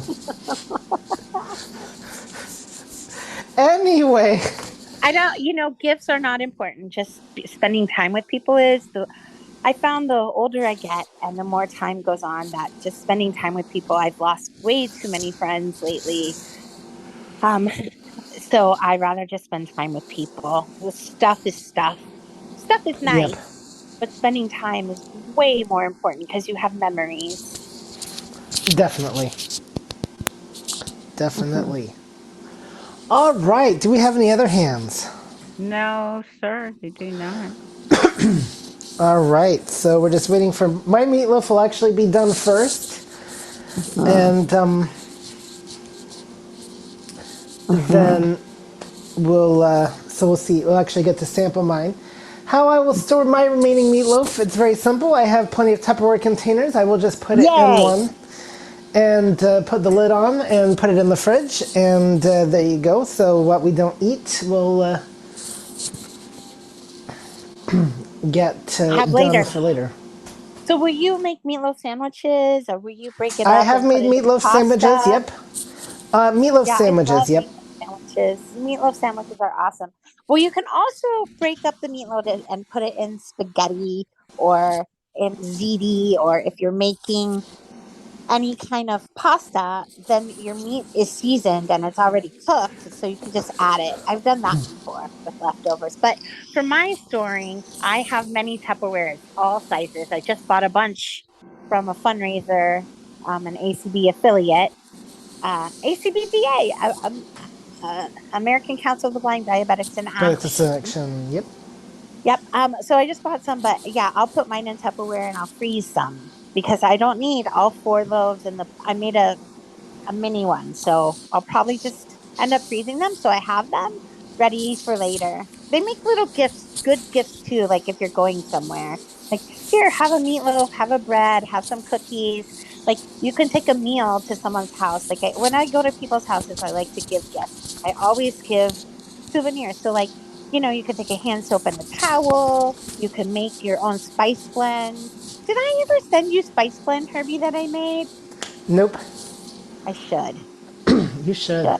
Do you use your apron? Occasionally. Mm-hmm. Good. Yep. So anyway.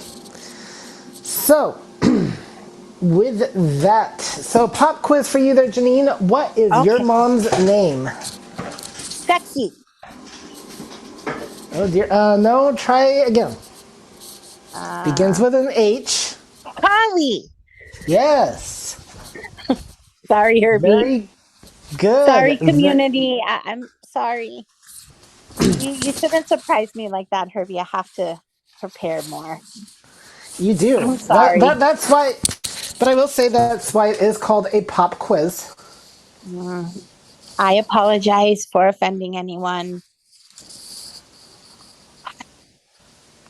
What's your mom's name? I think I remember your mom's name, but what's your mom's name? My mom's name is Sue. Sue Allen. Yep. You have the coolest name. I like your last name. Allen is a good last name. I know, but people get upset when I say that. I've thought about changing my first name to Alan. So you'd be Alan Allen? Yes. I like that. That would be perfect. No. See what I mean? Diane.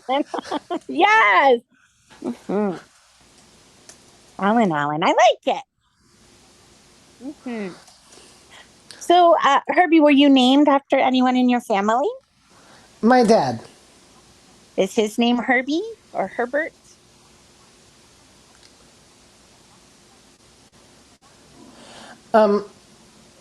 What was that? Is your dad's name Herbert or Herbie? Herbert. Yep. Oh, okay. Well, I was named after my great grandma. Well, actually, my mom. So her name was Leonora, and my grandmother named my mom uh, Polly Lee. So that's why I'm Janene Lee. All right. So I know Lee is short for Leonora, but uh, mm, my she says, we'll just go with the she. She says I'm Lee after her, but Lee is after her grandma, my great grandma. So yeah, I like it. And did you know that Lee means meadow? Lea. The dictionary is a meadow. I did not know that. Yeah, fun facts. So, okay, any other cooking questions about meat, about storage, about tools? I I will say I read in the okay, so I'm really into crafting, Herbie, right? So I read that Kayla Allen, no relation to you, did Nope. a turkey spoon. She made a turkey out of a wooden spoon and I missed it. So I need to follow up on that. Tyann, did you hear that call? Nope. Okay. That's okay.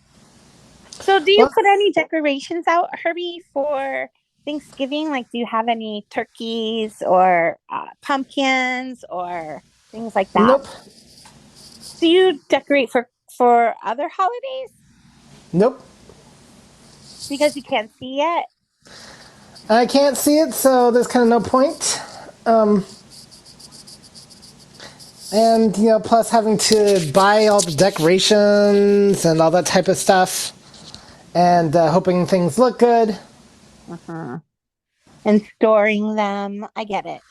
So, for me now, my decorations for the different seasons, I get noisy animals.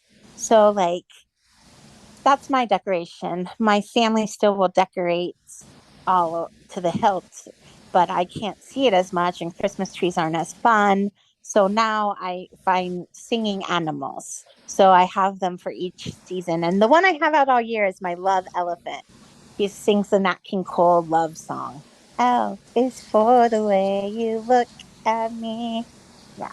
So that's how I decorate, just to have a little bit different. Or I put bells. I have this turkey that was made from a bell, so I can hit him. Well, hit him as I walk by. Like, not hit him, but never mind. Digging a hole. Yep. And put bells on your doors just for special for holidays. Mm-hmm. So, speaking of Kayla, it's actually interesting. I need to make sure she's on board for next week, as we like to have cool people on the call. And she's going to be showing us her zucchini tarts. So, Oh, really? She's making tarts? yes. I wonder if she's do you have the recipe already? Does I she have actually little don't think I do, but I will be talking to her about that. So, good thing I looked at my schedule. I'm used to having agents who do this type of thing for me, so, You have And, agents doing? I do I it all. used to. I used to. Yeah, you used to. I miss Tori. Yes. I send prayers and love to Tori if she's listening. Everybody else misses Tori. Now, whether because I actually miss her for her, because, to keep me in line, I'm not quite sure. But, because Yes, I think because she Both. keeps you in line, that is why. And plus, she likes vegetarian items, and you do not. I'm not opposed to vegetarian items, she just knows more adaptive things than I do. She That's does.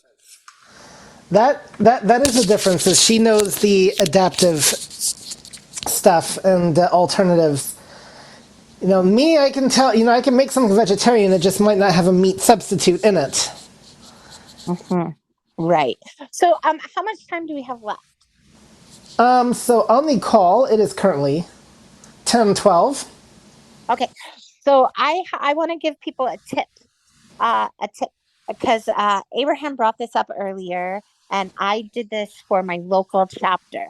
So if you don't have much money, which, you know, we all are not rich, like boiling over with money, and you want to give something little and nice to someone, you can go to the Dollar Tree and they have these little either square buckets or round buckets. And you have to be careful. Sometimes you can get 10 in a package for $1.25, or they have 4 in a package that are kind of bigger. So I usually get the bigger ones. So you can make your favorite spice. So if you like get a bag of 5-pound sugar and pour it in, you could make cinnamon, nutmeg, vanilla sugar and give it to people so they have sugar. But then if you have diabetic friends, that's maybe not good. You could make a blend of different cinnamons, nutmeg, also, you know, put Mexican spices in it. You could make a spice blend and put them in little, like a mason jar, or, well, not mason jar is kind of big. If or those little things, and you can give little presents to your friends, or you can get little jars and make custom spices from spices you have around. But basil and oregano, you can buy the big tubs from, they even have them at your favorite Walmart. They're like $10 to $15 for a big gallon of oregano, of basil, and you dump them in and you can mix it, and then you just make your own spice mix and you can give it to people for the holidays, and you can put it in a nice container and give them a little spoon. You could type it up in Braille or email them how much to use, what to use it on. You could use it on chicken or meat or in things, if you do a savory or a sweet.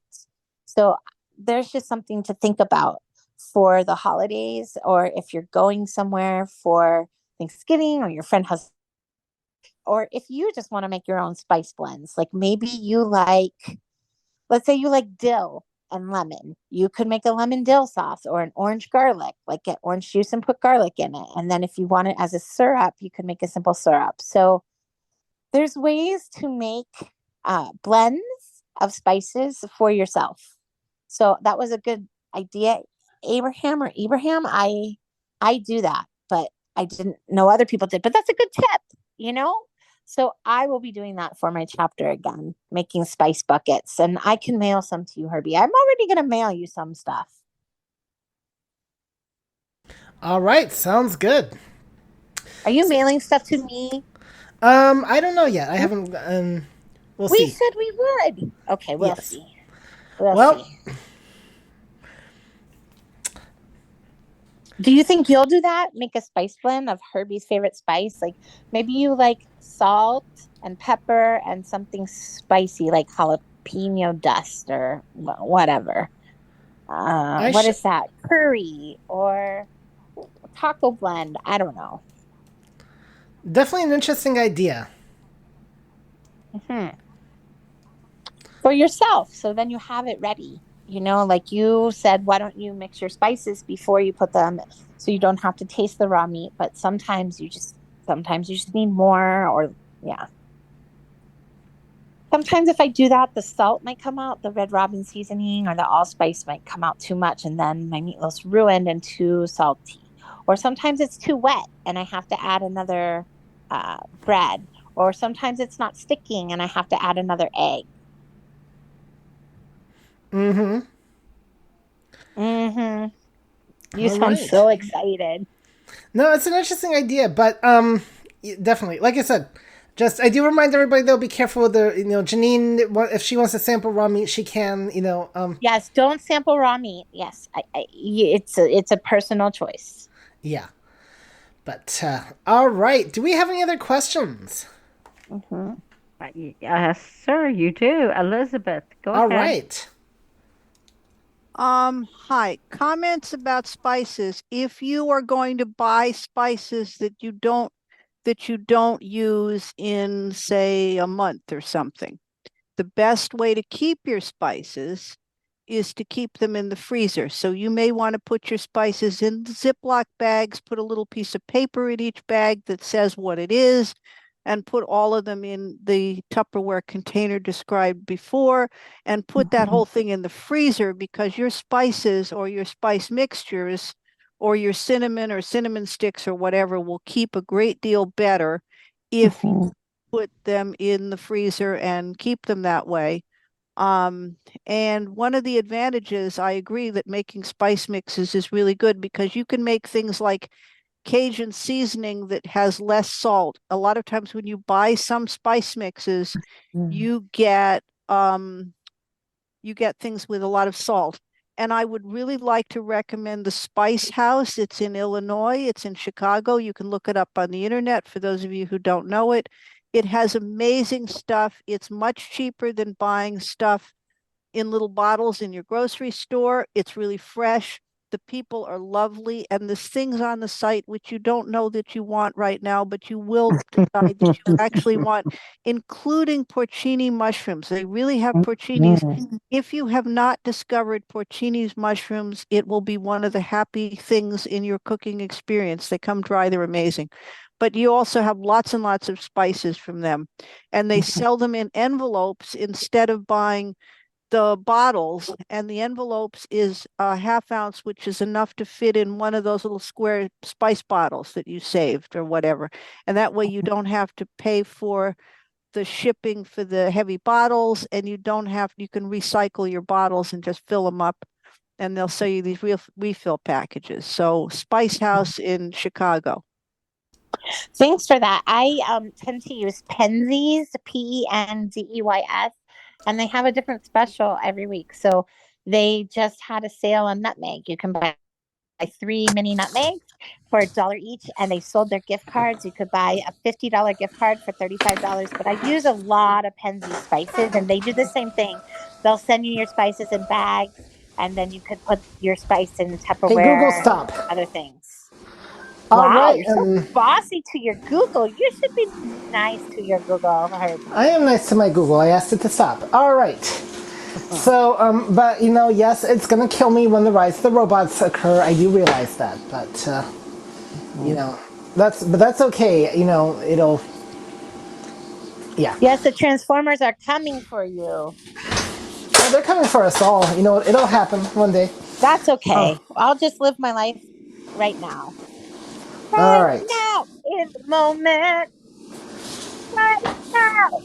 All right, there is your Van Halen song for karaoke this Saturday. Let's get it submitted. All right. I've never done karaoke with ACB. Well, there's a first time for everything. Herbie, it is 20 after. Yep. All right, so my meatloaf is done, and it is looking pretty good, if I do say so myself. And it's time to say goodbye to Clubhouse. All right, sorry, Clubhouse guys. We gotta leave you now. Oh, bye, Clubhouse. Was there anyone in Clubhouse who wanted to talk No. to us, Diane? No. Well, Do we have an audience? Talk to us. You have one person in the audience. Okay. Oh. So, we're actually saying goodbye to one person, but anybody listening to the replay, I'll get this uploaded to YouTube. So do you edit this call when you upload it? I used to, and the problem is I just realized that it got so tedious and I get so busy that I realize that I can be more productive if I'll take out anything that really I know needs to be taken out.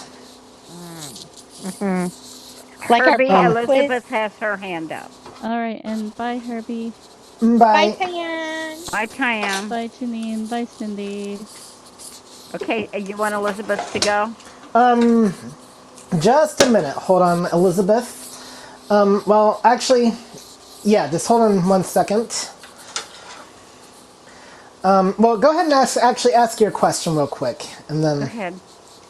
Actually, it's a comment. My mama used to make gravy if there were any drippings. That was the stuff they talked about going into the pan if you had the perforated meatloaf pan. But there's usually, besides grease, there's a lot of flavor, meat juices and stuff. So if you want to, you can take that, put it in, leave it in the pan if it's a metal pan, and then put a little bit of maybe store-bought gravy mix and some water in with it, and you've got more gravy. And put a shot of Worcestershire sauce in it. Worcestershire sauce is really good with meatloaf. So yes, There you go. Yep. I used to put Worcestershire sauce in my meatloaf, but it has anchovies, so I would always wonder why my throat was itchy. And then we discovered I was allergic to fish. You can buy vegetarian Worcestershire sauce, Oh, sans anchovies. I know you can buy them in health food stores, and I'll bet there's places where you can buy it online. You can also okay. buy vegetarian A1 sauce, and both of them are really good additions. And even if you don't eat meat much, they're good in with vegetables and in sauces. Yes. So they're a great addition to your pantry, and they last forever. Yeah, she did give a good tip about the drippings in your pan. My mom did that before. You make a roux, like a flour roux with water or milk, and then she would make a gravy, but I've never been a gravy person. So the gravy was wasted on me. I like it to an extent. But yeah. All right.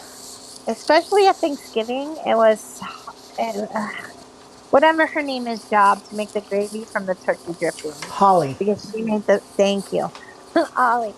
She made the drippings into the gravy and everyone loved it.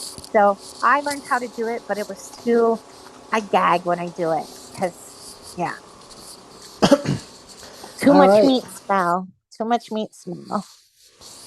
Well, I was hoping Chanel would give us her opinion of the meatloaf, but she's doing stuff, so we'll Oh, just have to settle so for how my does it opinion. taste for you? I thought it turned out really well. Oh, good. Is it moist or is it crunchy? It's actually moist. Definitely a little crisp on the top, but overall very moist. Crisp on the And top. I You thought it could turned out. cover it and then it won't be crisp. Like if you put foil over it. Yep. Yeah. Awesome. Well, thanks for letting us do this. Unfortunately, mine are still cooking. It took a little bit more time for me to put all my stuff in. I probably should have chopped my mushrooms ahead of time. Mm-hmm. That took a while. That was like 10 minutes. But I find that ironic because you're always saying, "Well, Herbie, how come you don't have time to cook and try the stuff on your call?" And it's me, the one that actually does get to do that. I know. I know. Well, I Herbie, did you have have 5 minutes. All right. okay. I did have can opener issues too. So But hey, the more awesome. complex the recipe, then the more things that can go wrong too. So I had a lot in mine. You had less ingredients, but yes, on Wake, Make, and Bake, I try to do simple ingredients and simple things for those who are not comfortable cooking. But I do tend to make, when I make my stuff, use a lot of ingredients. When we did our cooking calls off of ACB, I made lasagna and I did it with fresh vegetables and ground meat and cheese and all that stuff. I talked about grating and slicing and I had more time. But on ACB, it's an hour or an hour and a half. You got to be careful with your time. So I tend to do quicker, simpler things. But I'm glad everybody was here today. I hope they go and make this meatloaf. They're mini loaves, or you can put them in your muffin tin. You can put paper in it. I wouldn't suggest putting paper in your muffin tins. I would just spray them or put them with butter to grease your pans, and then you'll have them in muffin size or tiny loaf size, mini loaves, or you can make it big like Herbie, because I guess things are bigger in Texas.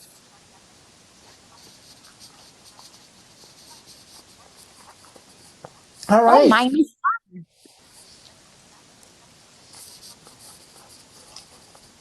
Okay, well, This thanks, meatloaf guys. is good.